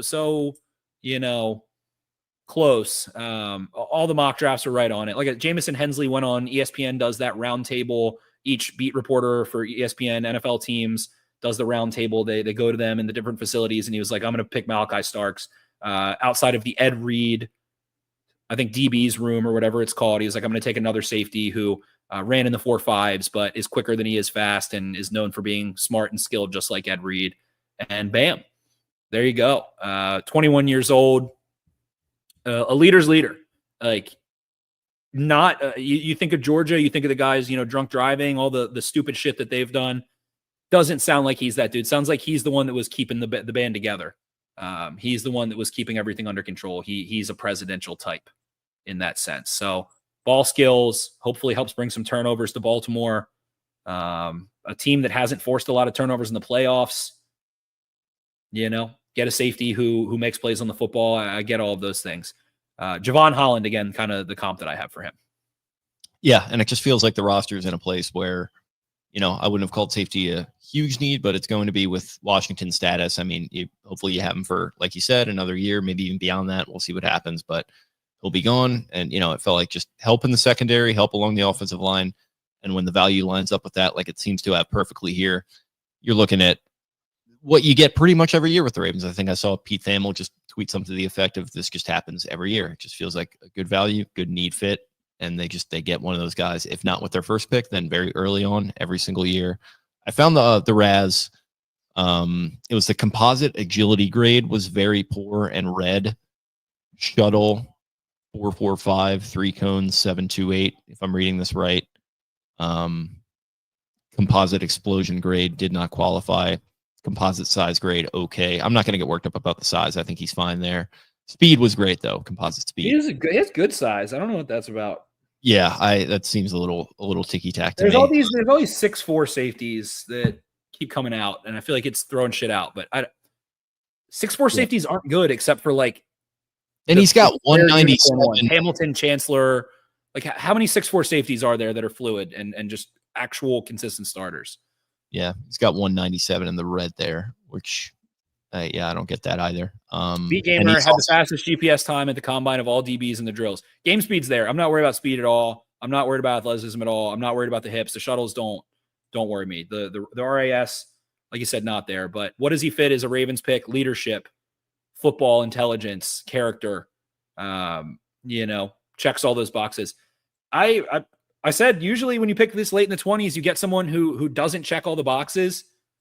I think he does, man. I mean, the jumps weren't great, sure. Those are usually indicative of explosiveness. Like I guess the RAS is the unchecked box, but I mean, getting Wiggins and Starks back-to-back years, clearly the Ravens are continuing to pour resources into their DBs. Man. So Malachi Starks. We do have now a very special guest joining us today to undoubtedly provide some amazing analysis on Malachi Starks and, of course, on the broadcast as well. From Chicagoland area, it is Uncle Taylor Smyth. How are we doing tonight, sir? Fantastic. You can feel the Colston Loveland buzz emanating throughout the city. They are parading through. And I'm sure the Bears are thrilled to take their what feels like their 17th tight end in about 20 years. But no, been fun to watch the draft. Like the Malachi Starks pick, it feels like it's been the one that is like when you get like late in the draft process and all the draft nicks are doing the mocks and they're really just like calling scouts and GMs and getting a feel for who other teams are taking. This was the most common one, it felt like. And it could be a hell of a safety pairing with Kyle Hamilton. So exciting stuff. The Shedeur Sanders storyline is just an old school quarterback draft free fall, which is just, I feel like we haven't had a really good one of those in a while, of a guy that's like this high profile, not like the Will Levises of the world or whatever. So I always enjoy the draft, and I've been listening to you guys for a bit here. So, but yeah, all in all, like the Ravens pick, solid pick. Obviously, you don't ever hate taking a guy off the Georgia defense. Well, it depends. Well, that's true. That's true. Most of the time. Not for on the field reasons. I mean, yeah, exactly. No comment on their off the field actions, but on the field, they continue to produce. So, well, what we just said, I mean, he's the one that was like the rubber bands keeping them all together. He was the one who was the responsible dude in the room. He was Georgia's representative for the SEC Leadership Council. He was the DD, not that they ever used it. Yes, he was the DD of that band of psychos, whatever the hell goes on down there in Athens. Taylor, Travis Hunter, everything that's gone on, like James Gladstone, I got to get insight there. Mel Kiper, I don't know if you've been watching ESPN. I need your thoughts. I have to. I watch ESPN contractually as a fellow Calvert Hall alum to Mr. Kiper. I do as well as a Mel Kiper Calvert Hall alum appreciator. Yeah. Men of intellect, men of honor, men of integrity. Yep. My thoughts on Mr. Hunter and that move. Well, first of all, I got to know your thoughts, first of all, on James Gladstone. Are you familiar with this lad running the Jacksonville Jaguars? I'm now familiar with him because Spenny did the tweets all. Was it your tweet about him in the hoodie? Was that your tweet or did I see that tweet from somebody else? It was me, yes. Okay. That is my first time I've hoodie blazer combo then your first move as a 21-year-old GM of a football team. He's rocking. I don't know if you guys saw this at the combine. He was rocking this like shacket thing, like kind of a very hip, trendy, like, you know. Where's this guy from? I gotta know a lot more about him, man. Yeah, I don't know a ton about him. The interesting part always to me about the Jags is they employ the son of Shad Khan, the owner, Tony Khan, is like who very shit on me on involved, Twitter once. is very involved in everything they do. He's also moonlights as the owner of a professional wrestling organization. So he's always an interesting character to me because he had the neck brace on last year. The neck brace on. He like has his feet sort of in both of these worlds. And I think there's like a lot of talk around in the wrestling world and in the Jacksonville world that maybe he needs to like pick one and they just need to like let someone run the football part of things. And maybe this type of mood indicates that, you know, this 34-year-old guy kind of has the juice in the building, unless it was an ownership driven move, which clearly it could have been. I mean, I think you go, I mean, look, this has sort of been chalked about as a draft that has few sort of generational type players. And like clearly Hunter is one of those guys. And I like the idea of just going and getting him and saying, if we get criticized in 6 years for trading a lot away for Travis Hunter, because for some reason it didn't work out, injury, you know, randomness of the world. I'm fine getting fired for that. Essentially, like if you're that guy, like I'm fine staking my reputation on going and getting a guy that has done something we've never really seen since, I guess, Deion Sanders, and seems to be a hell of a kid. I mean, that's the other thing. Like all reports are that, and you saw on the stage, like he's like a great guy, and the sort of like guilt by association, not that the Sanders family does anything wrong, but just people's overall like angst towards with their you know, with antics the brand and the exposure and all this brand, right? And he got kind of lumped into that. I love it. I thought it was awesome. I mean, if you're Cleveland, you know, I guess you go down and you get to, you know, so you stock up more. Bel Air native Andrew Berry making that move. But I would just take the like franchise changing player and Hunter and just say like, you know, this Cleveland, we've been down. We've had the whole Deshaun Watson thing. Like, let's get this guy, this bubbly, like smiley guy. And oh, by the way, and I liked that you weren't afraid to say it, Spenny, like the Shohei Ohtani of football. Like, I mean, you know, so I love the move. I thought it was awesome. Like it quote totally. From James Gladstone here, Mia O'Brien at Mia O'Brien at TV. James Gladstone on trading away 2026 first round pick. Quote, I'm pretty familiar with the man, fuck them picks mentality. I'm uniquely positioned to navigate this. She said, yes, that's a real quote coming from the Les Snead tree, so to speak. That's too much. That's too much. He went in. He's wearing. This guy's wearing his little hoodie, blazer combo, slick back hair, fucking sloppy steaks. He's walking in, going, yes, I am from the tree of fuck them picks. I'm gonna go get he's Travis Hunter. So he's got some D-man crazy. D-man from Adam Scott from Step Brothers.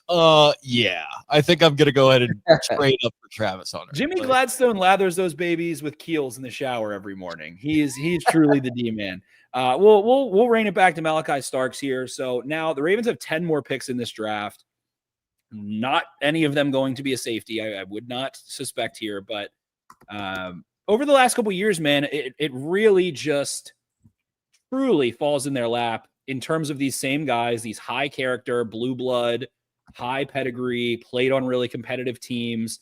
At this point, it's gotten a little bit out of control with what they've done. I mean, Howie's maybe a little more zealous in how he does it and who he takes, and maybe the character aspect, not something he prioritizes. Nate Wiggins, incredibly highly regarded recruit going to Clemson, true junior. Zay Flowers, before that, incredible production, linked to him in the 20s, immediate production. Kyle Hamilton, Tyler Linderbaum, Bateman and Owe, Patrick Queen. We'll throw J.K. Dobbins even in there in that category. Hollywood Brown. I mean, it's over and over again, players that check so many boxes, and they keep picking in the 20s, other than basically Hamilton, who they absolutely knocked out of the park. And he's going to be a good starting player, man. It's just they just keep turning these same situations out year after year after year and truly letting the board fall to them, taking players that check as many boxes despite not picking high. It's why I think the draft is exciting, even if the Ravens aren't picking, high very often. So, yeah, it's Going to be quick. I mean, Ardarius Washington, I think, will probably take a little bit more snaps to begin the season, but now you feel really good about your versatility. You feel good about your ability to play nickel and dime even more so. You do still have some question marks about, Trenton Simpson and linebacker next to Roquan Smith, but maybe we see them tick up nickel usage and dime usage even beyond what they did this past year. So they said they're going to take a corner at the Liars luncheon too. So I could see them continuing to add, no way they don't take, I would think 2 corners maybe. Yeah. I mean, you've got enough picks. He's going to pick 15 guys in the 4th round again, and 5 of them are going to be corners. Although a ringing endorsement from TJ Tampa from Kuiper as Starks was getting photographed on the stage, which is probably like maybe the most like niche guy in the league. He's the only person mentioned on the draft broadcast tonight was a TJ Tampa mention in the middle of at the end of the 1st round. He's the only person in the world that can or would be thinking of TJ Tampa in that moment, including us.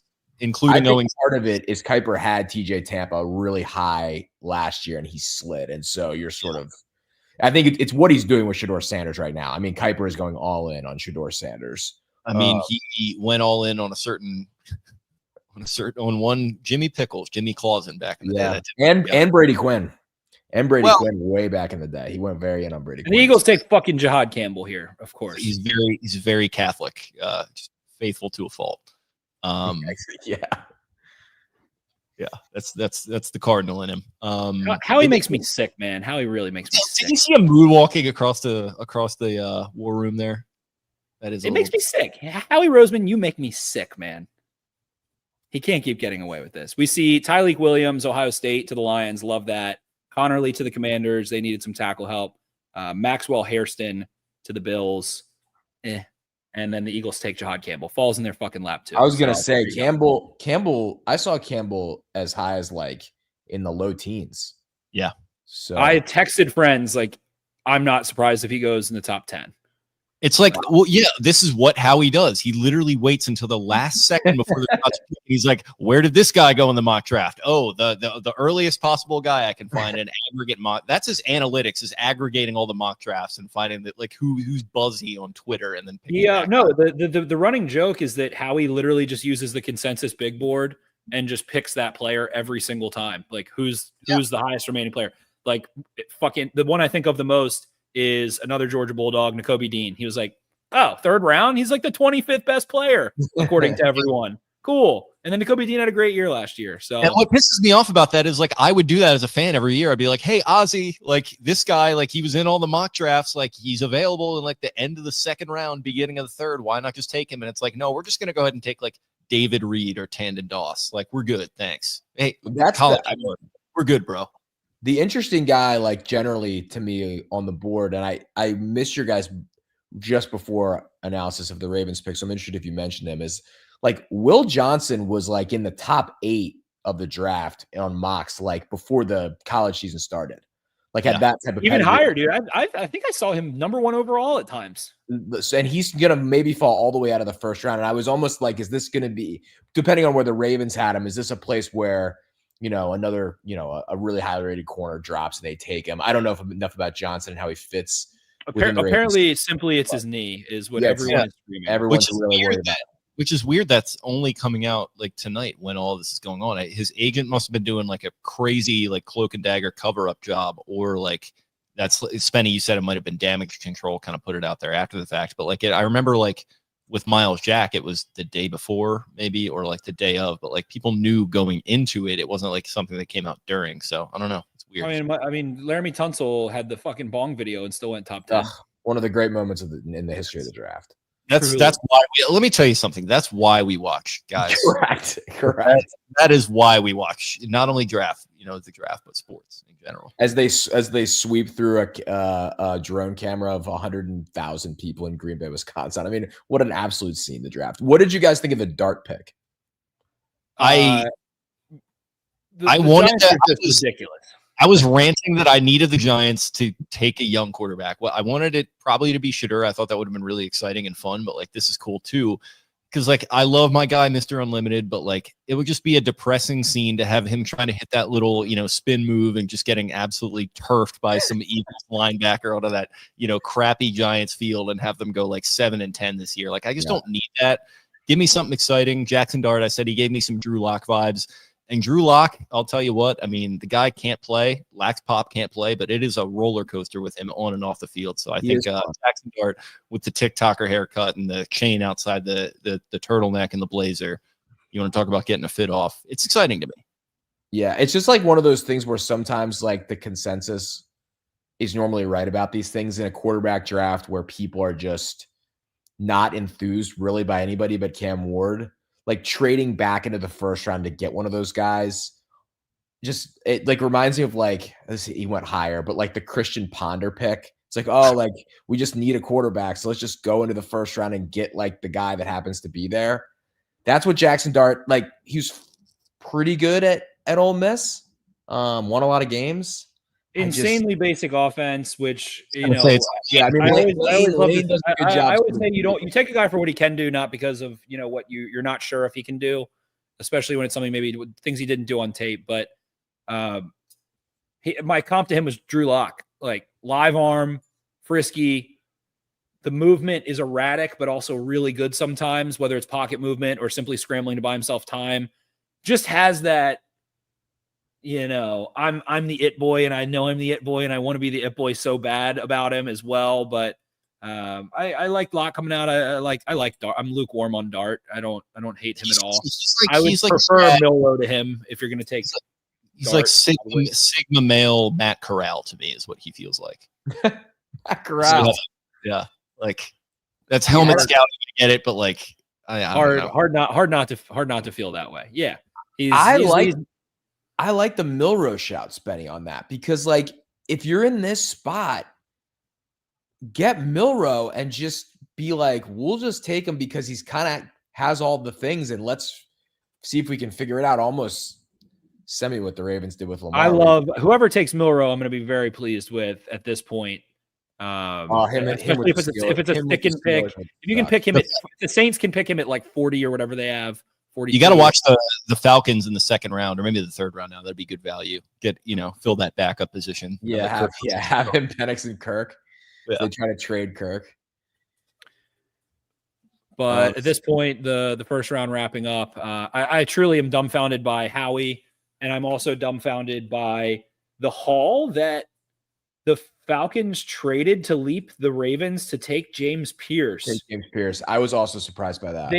The Falcons traded this year's second, 46, next year's first, and a seventh, and they get they received the 26th pick and a third round pick this year. So they gave next year's first for that to get James Pierce. I don't know. We'll see. I don't know. The Falcons just always draft lackluster. They can just never develop edge rushers. It's James Pierce, another guy that felt like he fell throughout the season and then throughout the draft process, where it was like he was a top 10 guy at the beginning of the college season, and then it's just sort of there was a weird thing, I guess, at Tennessee where he didn't talk to the media the entire year.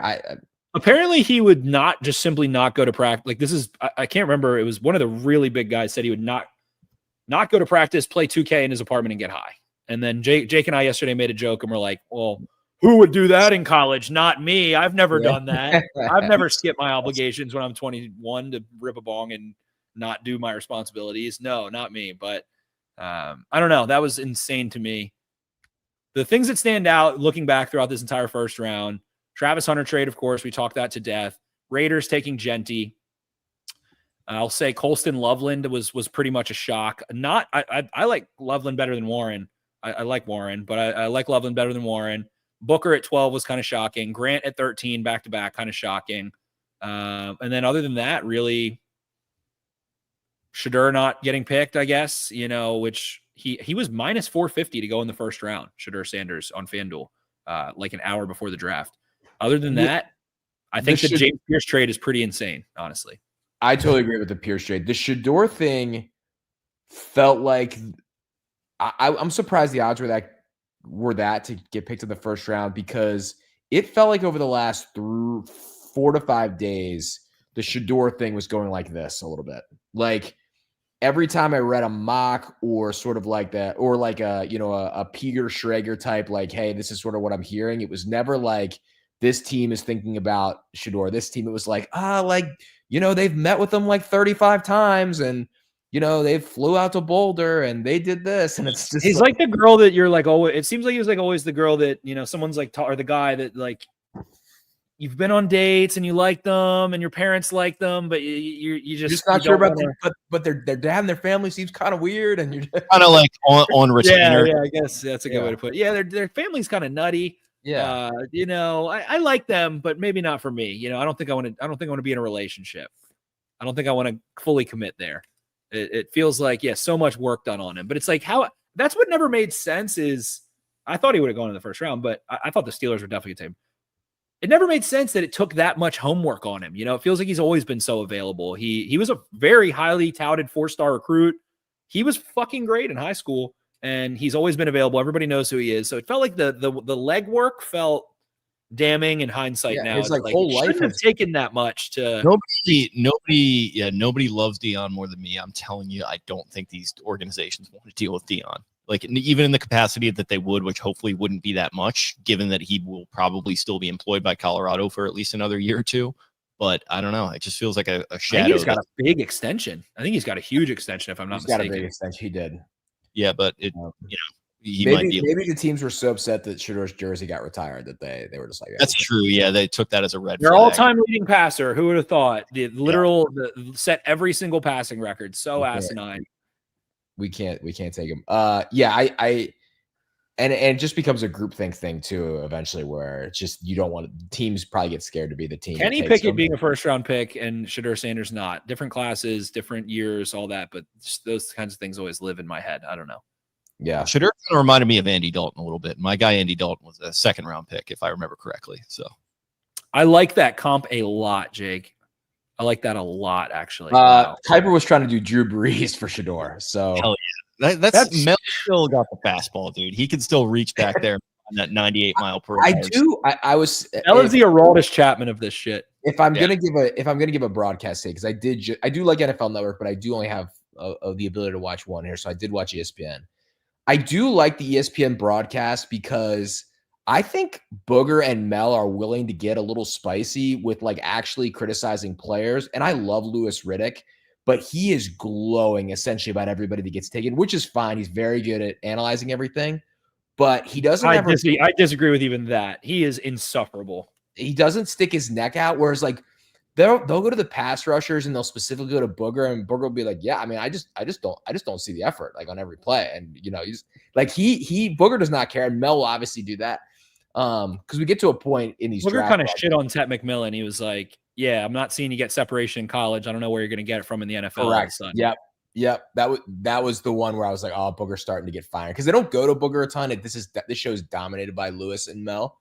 Yeah, I would like more Booger. I would like more Booger. He's very. The NFL Network one is good. It does kind of feel like a Cotton Dockers commercial from like the 1990s sometimes, because you got like Joel Klatt of the Colorado Buffaloes. Of course, he's going to be like heaping praise on Hunter and Shedeur, and then like all the other guys, like right down to Kurt Warner. Of course, he's doing the same thing. You've got DJ, who's great, but DJ could be a GM any day now. He's not going to like shit on any of these guys. And then like, if he chooses to do that, Rich Eisen, who's great, but he's just kind of very, very down the middle host type guy. I'm with you. I could use a little more spice there in the NFL Network thing. Yeah, but they have the direct affiliation, so it's probably harder for them to be critical. So if you ever have too much time on your hands, like I did in my early months here in Chicago, there's a lot of like old draft first round broadcasts on. Like, oh yeah, dude.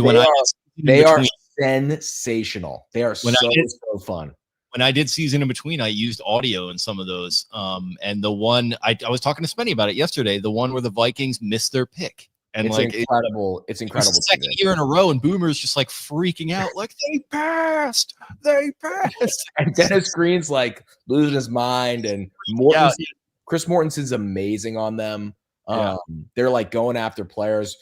Berman's like, I hear a cabbie, cabbie told me, blah, blah, blah, blah. I mean, it's just such a ridiculous. They're so ridiculous. Even better than those are like the ones going back to like the 80s where they were literally talking about Marino's like alleged drug issues, just like, like some of the ones, who is the guy the Ravens, passed on instead of instead of Lawrence Lawrence Phillips. Lawrence Phillips. Yeah, the one with that was like pretty wild. They were like, I remember it was like Theismann was like giving this impassioned like plea about how Lawrence Phillips was actually like a really good guy. And, like, like Jesus Christ, like, you know, and in the moment, whatever, you can forgive it, but it's just funny to look back on that kind of stuff. Yeah, go to the Coors Light video conferencing. Yeah, So, of course. so yeah. and here we get SVP. But yeah, overall, a pretty solid draft to watch from a broadcast. Josh Simmons goes to Kansas City to round out the first round. Left Who's your on the biggest board. shock to not go in the first besides Shedeur, Spenny? Mike Green's. I was going to say the Marshall kid. No, apparently, I mean the DV. I know he was off the Ravens board. The DV accusation, whatever, and him transferring. I know that was really. I know that he was not. The Ravens removed him. They said they had 15 players on their board. I'd probably say Luther Burden. I don't know.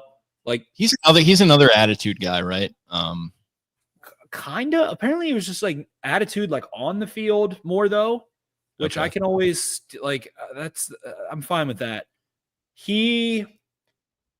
Will Johnson, I mean, the knee, probably number one, actually, but the knee. I was going to say it's probably Johnson. But Burden fits into, like, when you look at how many tackles he forced to be missed, when you look at how many deep balls he caught, when you look at his explosive play rate, every little group you look at of first-round receivers or receivers that have succeeded really quickly it's like he's in thresholds with Justin Jefferson, Jamar Chase, with Malik Neighbors, with all of these really successful rookie receivers. And it's just like, yeah, but he didn't block very hard. And it's like, okay, like I can fucking live. Like, not every single receiver has to be, you know, Popeye on a can of spinach every time. Like it's fine. And like, I loved Zay Flowers because he did show a lot of effort, but he kind of is a speed bump. Like as a blocker in the NFL, he kind of is not big enough to block people. Like, it's fine. I don't fucking care. So a lot of the knocks on him I didn't like. Who else we got? Donovan Izaraku. He was a very tough eval. I'm glad the Ravens didn't take him in hindsight. I was lukewarm at best on that one. But another guy where his short shuttle, his vert, his 3-cone, his 10-yard split, his sack production, he falls into some really good thresholds too. I don't know, nothing too crazy. I did think that Travion Henderson would sneak into the first round. I did tell a bunch of my friends that at least 3 first-round running backs would go off the board, and they didn't. So that's just me being more upset about being wrong than anything. But you like Travion Henderson? So good in pass pro, bro. He's going to be of absolute delight for whoever takes him. There's just so many backs. I think if there were 2 less really good backs in the top like 7 backs, it would have pushed someone to take a Judd Kiddens or a Travion Henderson or the kid out of Iowa as well. But somebody should draft him and Judd Kiddens like in the same team. That will be really fun. I do feel Nicky Manwari out of South Carolina. I feel very vindicated in that regard. The testing was insane. I comped him to the Melifon Woos. The testing doesn't quite show up like the 10 RAS on tape, but he's a good player. Who else we got? Did Josh Connerly go? I believe he did. Not really. Yeah. There's not really a ton of shockers. Just, you know, Shedeur, but there was so much poo-poo around Shedeur. It's not even really that shocking. So I don't know. It wasn't a very chalk top 10, which it has been the last couple of years with what happened. The board ended up panning out really oddly with the Mason Graham at 5, which Taylor, we talked about, like James Pierce just fell. Mason Graham, like, peaked and then fell into the process. Like he didn't weigh in enough and things like that. But then it was always, I guess teams always thought he was going to be a top player. The top 10 ended up going Campbell, then Graham, then Genty, then Membow, McMillan, Banks, and Loveland. That was a real shuffle from what most people had right ahead of the draft. McMillan, there was a ton of questions. Would he even be the second receiver taken? Banks, I've seen in the late 20s and then as high as top 5. Tyler Warren was minus 1,400 on FanDuel to be the first tight end taken. Yeah, everybody had Warren. Tight end end up being. I love Ben Albright's mock draft. He had him going 7 to the Jets. Like that's crazy high. The craziest part of this draft, I would say too, is just the lack of corners. Yeah, there were two guards, there was like 2 guards, a nose tackle, and 2 tight ends taken before a cornerback was taken. 3 guards, if you count Gray Zabel as a guard. So just not a lot of corner juice. Receiver, not a ton of juice. Golden, Ibuka, McMillan, and Hunter. Jake, maybe the bubble has finally burst. Maybe. I think it might have. I mean, Tet McMillan was one guy that people had mocked like to the Ravens like recently, but that was one where I was like, yeah, he's probably going to go higher just because of all the measurables. But yeah, man, it feels like we might be there. This might be the scene in The Big Short where everything's really depressing, and Steve Carell is questioning his choices. Have I profited off of this? I kind of feel like that Steve Carell character right now. Because I don't know, I like a buzzy class with a lot of receivers going high and stuff like that. You still get that a little bit with Hunter, but it is what it is. I am just so like, the more that I think about it, the more tickled I am that Greg Roman probably did backflips to the podium to pick Omarion Hampton. Just that was Jim and Najee, after having Dobbins and Edwards, was like the hobbled version, and now Yeah. they get full tilt.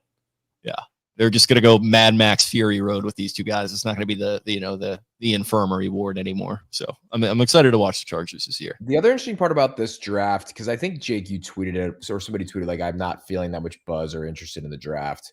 Yeah, And I sort of felt that too. What's weird about that feeling is the two guys that battled it out for the Heisman Trophy the entire year got taken in the top 6, which normally when you have like college stars like that in the top of the draft, the issue with those is the one guy, that Boise team was super fun and they made the college football playoff for everything. Colorado didn't make it that far. Maybe that they just weren't on the big brand. So that's what, and there wasn't the sort of like, and you had Shador, who's a massive star.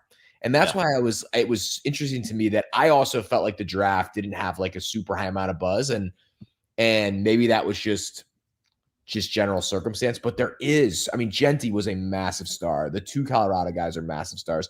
Maybe Cam Ward just wasn't a guy that really was, that Miami team. He doesn't have a lot of flair as like a brand or a personality. Yeah. And we're And coming he off of a plays from draft Wayne. where it was what? It was Caleb, Jaden Daniels, Drake May.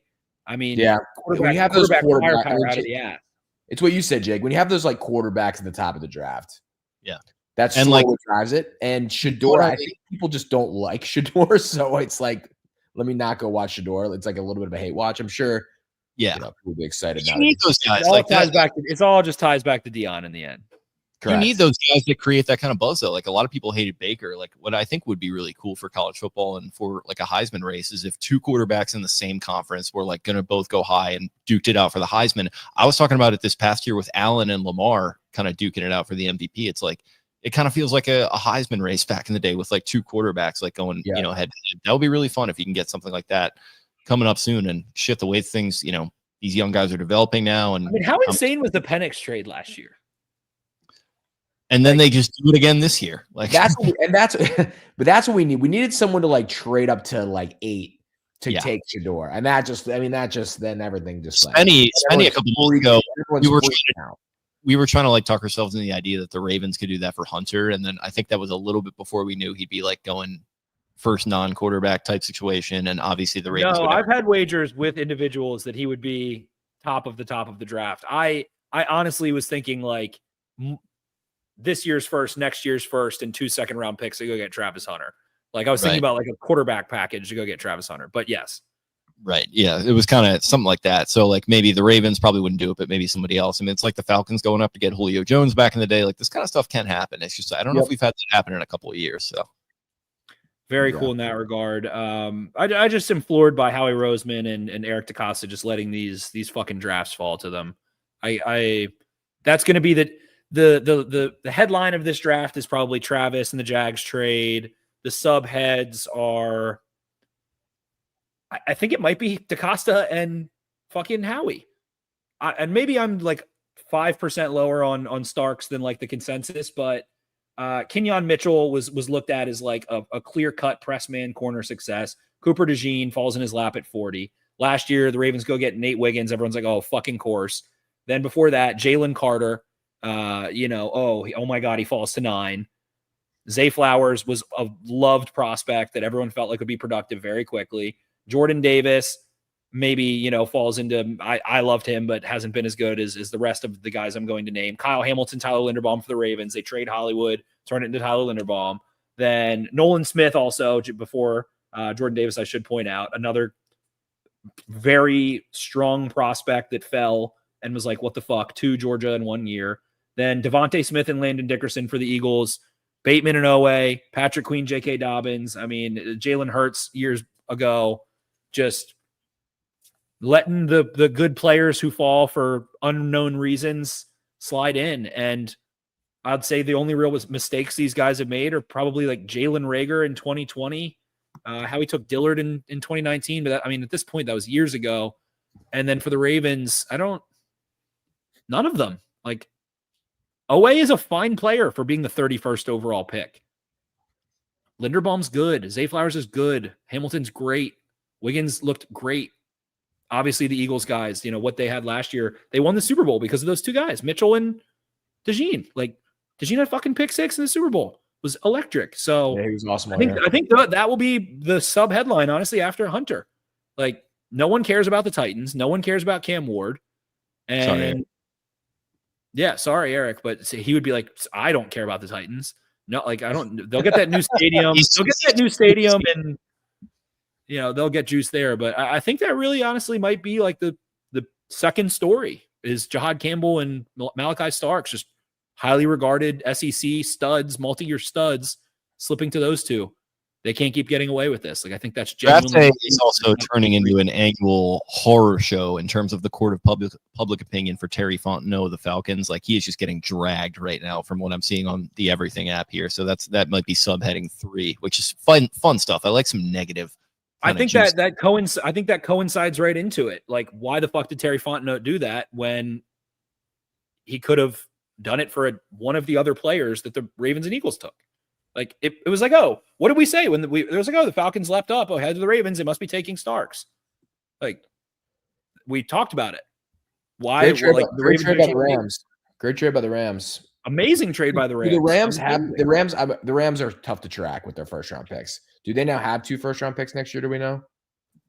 They're back. I think they're back to just status quo on their picks. Because they're probably going to be in the position now to take a quarterback next year. Then maybe they'll take one later in the draft this year as a developmental prospect. But they probably can get through another year without a quarterback. They get probably into a better quarterback draft with 2 first round picks.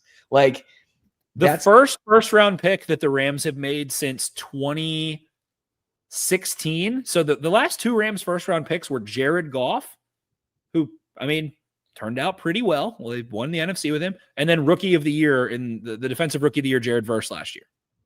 That was the next first round pick they had. Pretty good. And then again this year, they won't be picking in the first round. Yeah. And they get a first round pick next year. They don't even, what is it? Whatever the Falcons' second round pick was. Like, they're going to get 40, I think. Yeah, they're going to get a good player there. 40 that something. Just seems like a crazy price to go get a guy that was clearly falling. But 20 to trade up to 26 for the 5th best edge rusher, the 3rd best edge rusher. It's just absolutely asinine. And again, that's like draft grade stuff almost. Like, who knows? Maybe he does turn out to be a stud. Of course, we can always visit this in hindsight, but I don't know. Dog shit trade, in my opinion. I'm a big draft grades guy. I'm going to have Banks actually write up a nice blog for barstoolsports.com where he grades every draft pick from last night and kind of gives a nice 1,000 word write-up for each of them. So look forward to that in the morning.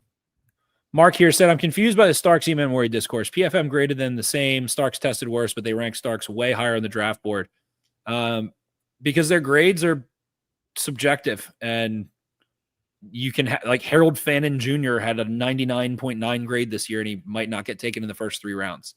So the grades are, I like PFF's offensive grades. I'll put it that way. I do like their quarterback grades. I do like their offensive line grades. I think offense, you recognize what the play concept is. Oh, they're running a dagger. Oh, it was a jet protection. Oh, the running back is usually supposed to, like, it feels easier to understand what the offense was trying to do and therefore make a grade for it than defense. I like defensive line grades and edge grades. They're rushing the passer, like, most of the time. How did they hold up on their block? What did they do to rush the passer? How did they execute their stunt? Coverage, as someone who graded thousands and thousands and thousands of snaps of coverage for Sports Info Solutions and PFF, a lot of the time you have to ask 3 people, do you think this is cover 4, cover 6? Do you think this is cloud? Do you think this is sky? Well, why did he do this? Why did that corner squat? And you don't know. So how can you grade without knowing? It's like, oh, I can ask Taylor, like, oh, Econ 101, like, what's the number 1 principle of econ? Supply and demand. With football, it's like, I don't know the answer, so how the fuck can I grade something?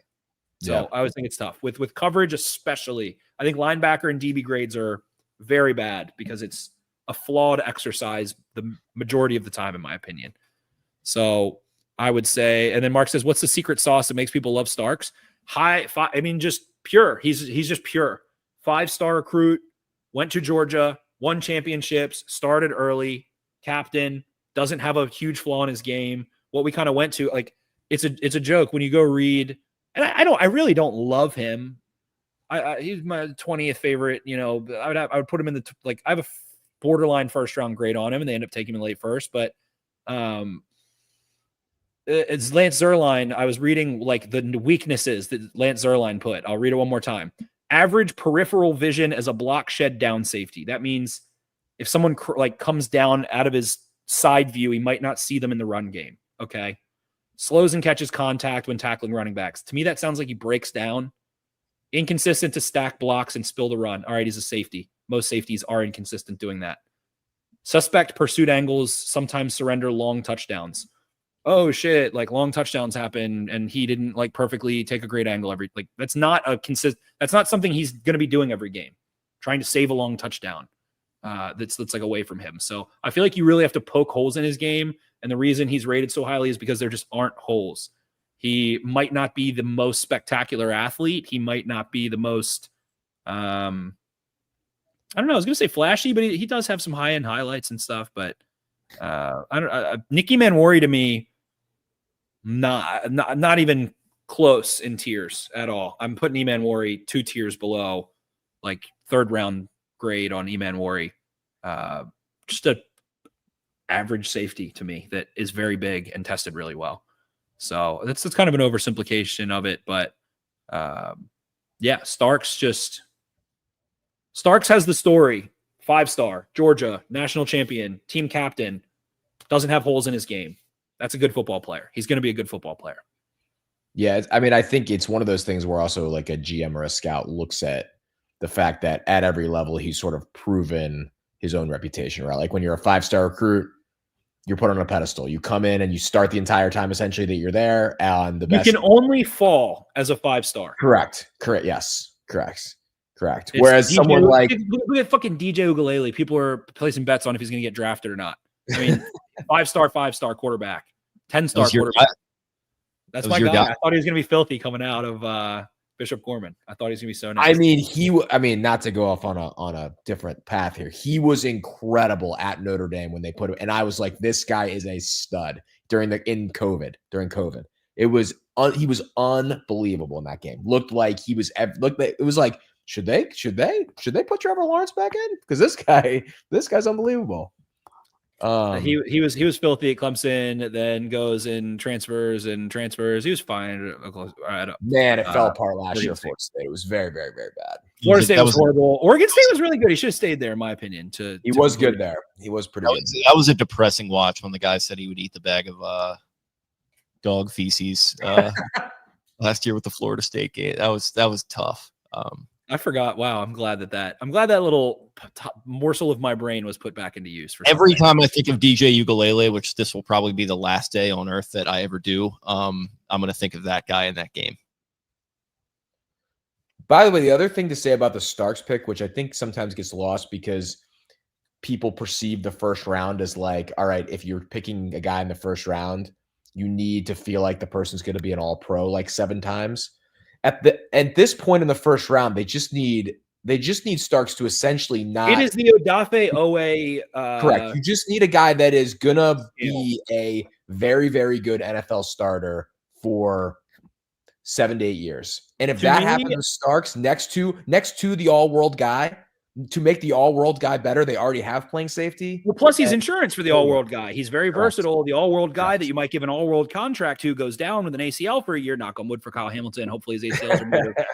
God, that could come back on. I know Jake is knocking on his own balls and sack right now. Like, please, no, God. Knock on wood if you're with me.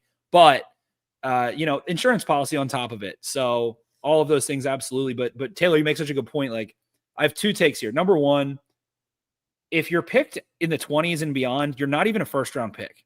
Like, the variance is so high from 20 to 40. It's like the randomness, I should say. You could easily have gone 38. You could easily have gone 31 and gotten that 5th-year option and whatever. On top of that, I will say, to your point, like, Owe to me is the perfect example. He's viewed as a bust in ways because he's a first-round pick. But he's not really a first-round pick. He's just a fucking top 50 pick.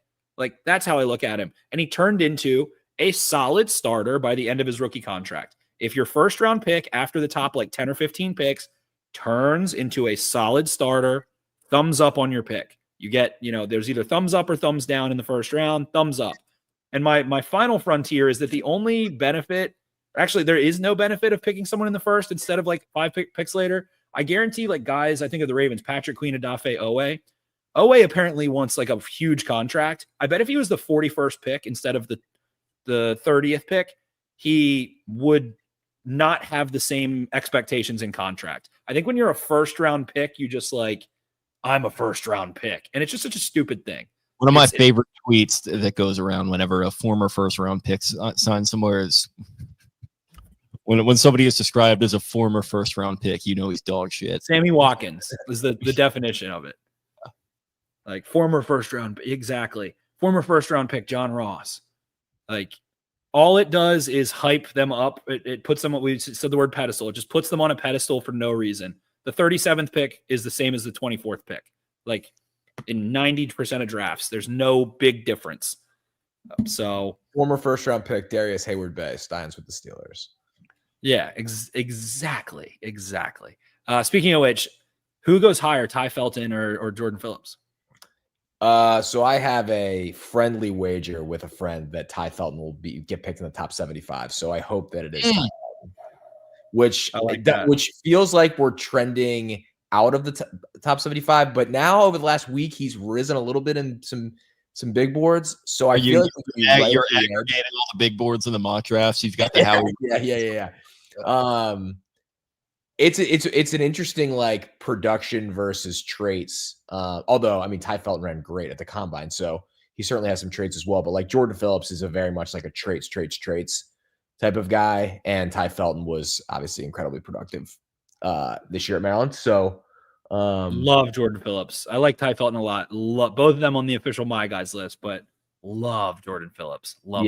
And Jordan, I'm interested to know if I obviously didn't. I watched every Maryland game, but I'm not watching it positionally in like the way where you're like trying to figure out each individual player. I mean, though, yeah, Like Phillips. I mean, I'm sure was the focus of every offensive coordinator in terms of taking one of Maryland's defensive line. Double teamed out the ass every single week. So, and Felton was too, and Felton Felton was the main one. Those were the two focal points, and guess what? They're going to be the two top picks guys out of University. I mean, they expected to get a little more out of it. Like Caden Prather is probably not going to get drafted. They expected to get more out of him. He didn't really like produce. He's like a trades guy too. Did not run well at the combine. So I'm going to say Ty Felton, partly because I'm wagering on him, partly just because I think here's one you like, Jake. In today's NFL, I think he's a guy that you can give the ball to him in space and he can get you first downs. And a team will see him as in that fashion. It's gonna have to probably be like a pretty specific team, but that was like my Hollywood Brown. I just kept saying manufactured touches with Hollywood Brown. Like Lewis, when Louis Riddick does like he's a point guard thing, like Ty Felton is a good receiver to have as like a point guard quarterback because he's pretty sure-handed. He's gonna get the ball. He's gonna turn upfield. He can make people miss. Traffic cop, that's safety. That's another one. Malachi Starks, great traffic cop. He's just Yeah. He really just keeps it all in order back there. My last. He also just like never. There was no they abused him, and I mean Maryland abused Ty Felton, and he just. Oh my God! The game against Villanova, he had like 13 catches in the first half because that was just like we need to give it to this guy every single time. They just didn't have like a ton. Did he know? Yeah. One of my favorite other Maryland draft facts that I thought was just randomly funny was Kuiper put out like his like gigantic big board, like positionally, like went down into the 50s. Oh, boy. And for some reason, Maryland, and maybe this is Kuiper's a Maryland guy, so he's throwing some of the lower ranked Terps of bone. They have on like 4 or 5 position groups, like either the last or the second to last player listed. Like Colby McDonald was like the 51st running back, and Donnell Brown is like the 35th ranked pass rusher, and Quayshawn Fuller is the 31st ranked defensive tackle. It's very, very funny to me. So I hope as many Maryland guys gets picked. A lot of those guys are good guys. So, but it was just funny. Kuiper loves when the Maryland guys get picked. Loves when a former lacrosse player gets picked. Yeah. I think Greenberg, I wonder if Kuiper was squirming. Greenberg called them Mel's Baltimore Ravens as they went to the pick. I did. Yeah. I got close to home for Mel. Like, hey, don't insinuate that I'm rooting for the Ravens, even though I definitely do. Yeah, my professionalism. I don't think Mel takes that with. I think he takes it. Maybe not now. Maybe he would have a decade ago. Yes. I think 25 years ago, he'd be like, "How dare you accuse me?" Oh, he's kind of in it. I love Mel though. He's great. Yeah, I remember he went on with Garrett and Ryan on their podcast, like maybe like 5 years ago at this point. He went on this tangent about, I am not going to, be very shameful about hiding my support for the Ravens organization. I was like, I heard that. That's good. This is like the first time I've heard him like actually say it, so that was cool. The world's greatest Mel Kiper fun fact comes from part of my take, and it's that a grocer at Growls in the hashtag Greater Baltimore area messaged PMT and was like, Mel Kiper comes in once a week, buys 4 cans of non-fat whipped cream and 2 entire pumpkin pies. And they asked Mel about it. And Mel said, every morning for breakfast, I have a slice of pumpkin pie with non-fat whipped cream every single day. I love that so much. And I love pumpkin pie. I'm going to get some pumpkin pie at some point during the weekend. We'll go live again at some point. The Ravens still have 10 fucking picks. We've been on here for 2 hours just to talk about Malachi Starks. They have 10 other picks. My last draft take before I get out of here, it feels like we're coming to an end, is I cannot wait for Ashton Jeanty in the NFL. He's going to look sick in Raiders. I know that's not, the Raiders perfectly said. The Raiders from a jersey standpoint, him standing in that like Freddy Krueger stance in that Raiders black is going to be sick. I hope he's good. I hope it translates. He's carried the ball about 30 million times last year for Boise. You know who's going to know how to use him is my guy, Uncle Pete. He was getting things with like running backs that you would have never thought would be able to do things they were doing in Seattle. You go all the way back to Landale White and Reggie Bush. Like, this is going to be a lot of fun. And Geno Smith's going to be like, I'll hand it off to him. What do I care? Like, he's not going to have any ego about it. He's like, we'll hand it off to him 35 times. Geno, one of the craziest things of this offseason, apparently, like, the Seahawks offer was way more, and he took less and wanted to get out of there. He wanted Uncle Pete. The Raiders ended up paying him way less.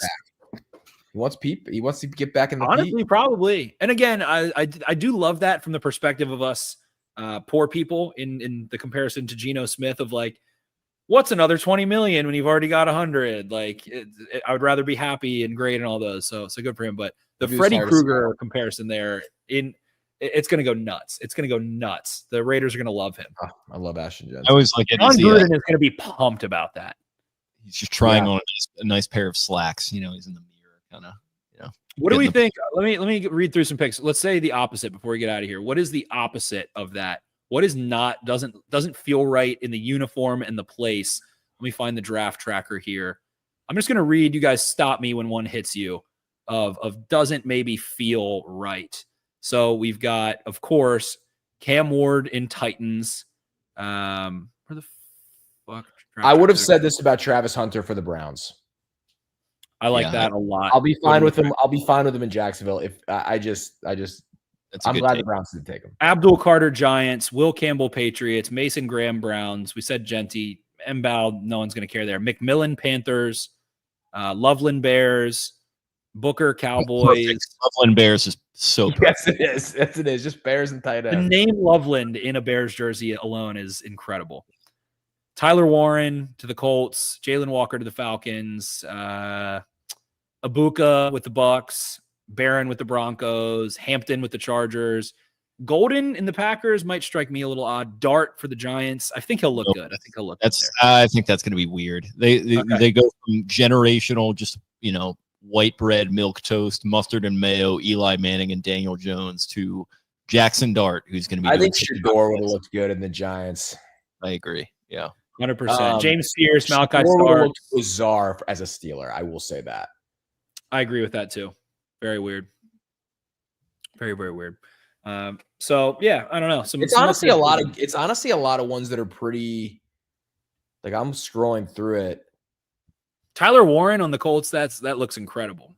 that feels like Dallas Clark too. Like Dallas Clarky, yeah, for sure. Yeah, like McMillan on the Panthers. That's a yes. Whatever. That's fine. A first round wide receiver that will probably just be kind of okay is a good Panthers. I actually got the news of the night here from @Josina Anderson. I'm told the hashtag Steelers communicated with Aaron Rodgers at the beginning of the week that they would like to receive an answer from him before the draft. Parentheses, at least 48 hours per league source. Steelers know the outcome of that conversation. Ellipses. So, like we said, this is Jake's Roman Empire. Aaron Rodgers is Steeler. There's just nothing this guy can let slip by without having to like insert himself in it. It's the get in there and make it about you meme. He has to. I have a very good friend that's a Jets fan that is just thrilled that somebody else might have to deal with Aaron Rodgers for the year. Thrills and delights. Aaron Rodgers every single week. Yeah, I mean, it's just like at some point they are going to have to invest in a young quarterback that's not Kenny Pickett. Listen, they still could. No. How they about still could no? tomorrow night? They still could I'm tomorrow not night. gonna, and you can't make me. Where are they in the when is their next? I guess they obviously could make a trade. Do they not have a pick in the second? Pick would be 32 and 21, 53. The Bucks are picking. They might not have a second round pick. Maybe they said that, or maybe that was said on the broadcast earlier. They do not have a second round pick. Wow. I guess they could trade back into the second round. So I guess they could take one of these dudes. Maybe he fucking falls to the third round. Yeah. They have 21, like Will 21, Howard, 83. Yeah, they don't have a second pick. The next time they pick is 83. Will Howard would be Mason Rudolph 2.0. I would love that. Will Howard would be a great Steeler. Out of all of the guys that have not gotten first round buzz, I'm taking Will Howard 10 times out of 10. If I round 3 and on Will Howard, I'm taking twice. He's your favorite quarterback of the second, third, fourth 100%. Behind behind Milroe, Dart. Behind Milroe, pretty much. Yes. Yeah. After Sanders, Milroe, I'm rolling with Will Howard. Hundo P. I think I like that. It's not a fun group. It's not a fun like third tier quarterback. Like the kid. I fucking hate Tyler Shaw. I don't know what's going on here. He's gonna be 26 years old. Fuck off, dude. None of these guys miss me with that stuff. None of these guys move me in any way except for Milroe and Shadur. I texted with you guys. I texted it the other day. I don't know if you guys read the Pelissaro anonymous quarterback column was fantastic with all the scouts talking about all the quarterbacks. The Riley Leonard can't throw in the ocean thing made me crack up. Yeah, that's good. Yeah, that's. Don't be getting on my guy Riley Leonard like. No, that. I had no issue. Riley Leonard was fun to watch in college. The first drive he had against Ohio State in the title game where they essentially Tim Tebow essentially killed him. Strong. Like they killed him by having him run 15 times on the drive, and they drove. He is 45 real minutes. He is like a voodoo doll for them, and it was something to watch. I'll say that. My favorite mock draft was from Nick Adams in USA. Yeah, he's actually Brian's favorite account on Twitter. He had Chicago Bears 10th overall pick, Riley Leonard, quarterback, Notre Dame. The Chicago Bears boldly pivot from Caleb Williams' experiment, a woke liberal beta male whose nail painting and locker room tears have alienated fans and teammates. Enter Riley Leonard, a pro-God Catholic crusader from Notre Dame. A quarterback who reminds me of Tim Tebow with a rocket arm. At 6'4", 215, Leonard's elite size and 4.5 second speed makes him a dual-threat dynamo reminiscent of Danny Dimes. His boyish good looks and sharp intellect paired with his relentless work ethic forged through grueling South Bend winters scream can't-miss franchise leader. Devoutly devoted to Jesus Christ, Leonard's faith drives every snap. This will resonate deeply with Chicago's Notre Dame-obsessed fan base, a mature, grounded adult who restore grit and glory to Soldier Field and trust in the locker room. This is the easiest pick the Bears will ever make. My favorite write-up of the year. My guy Nick is flying a little too close to the sun at this point. He's been doing this bit for like 5 years now. He did this with Clayton Thorson and the Ravens like 5 years ago. Like you got to get a Christian quarterback in there to replace. He's a big fan of Lamar and his Christian morals, though. Well, he is now because Lamar did the Trump tweet, however many Yep. years ago. Yep. Now. He's number one on every quarterback. There's Nick Wright's Mahomes Mountain, but on Nick's Triangle of Destiny, it's always Lamar Jackson. Cannot wait for Mahomes Mountain. I'm actually pretty psyched, especially after I'm curious to see if Hurts moved up from like the fourth tier to like the third. The Super Bowl. I didn't get to see that. Yeah. I think that might be a wrap for us, boys. 2 hours. I don't know who hates Hurts. Who hates Hurts more, Jake? Our guy TC or Nick Wright. Yeah, yeah. Two guys that couldn't be more diametrically opposed on a lot of things. A lot of things. Both hate him. Yeah, he's so absolutely. good. All right, boys. I think that'll do a show. Running up on 2.5 hours here. Always fun to hang with y'all. A little happy hour live here for draft night 1. A lot of fun. Malachi Starks, your newest member of the Baltimore Ravens, and a lot of other fun happenings. If you tuned in at the end here and are just kind of catching this, we'll be posting. I think I'll post the Starks kind of analysis segment to the podcast platforms, and you can always go back and watch the full video on demand if you want to get our kind of live reaction where we picked up the action around halfway through the first round. So yeah, thanks for hanging with us. If you liked what you heard, please subscribe to us here on YouTube as we approach that 3,000 mark. Really hoping to break that barrier down. Nice comment, guys. Glass ceiling. Breaking that glass ceiling. And we appreciate the kind words, Uncle T. Comment on all the videos, like them all, subscribe to us. Like I said, follow us on social media. You can find us on X at X52 Podcast. At Tim. Is that I'm sorry, is that the Xander Schauffele app? Yeah, not the allow me to correct myself. This is the everything app we're talking about, not the X Xander Schauffele app. What a tremendous ad read. That guy is just a bundle of energy.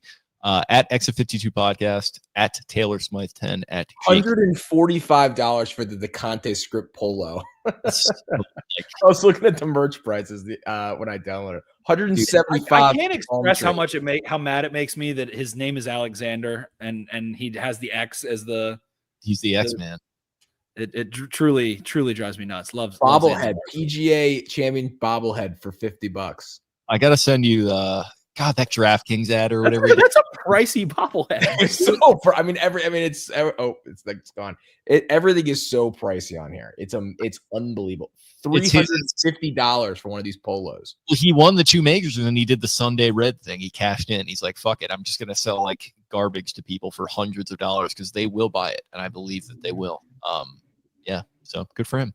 At Ravens 4 Dummies, that is the number 4. I'm gonna find that Xander DraftKings ad read and send it. I would love to hear that. Funniest thing I've ever seen.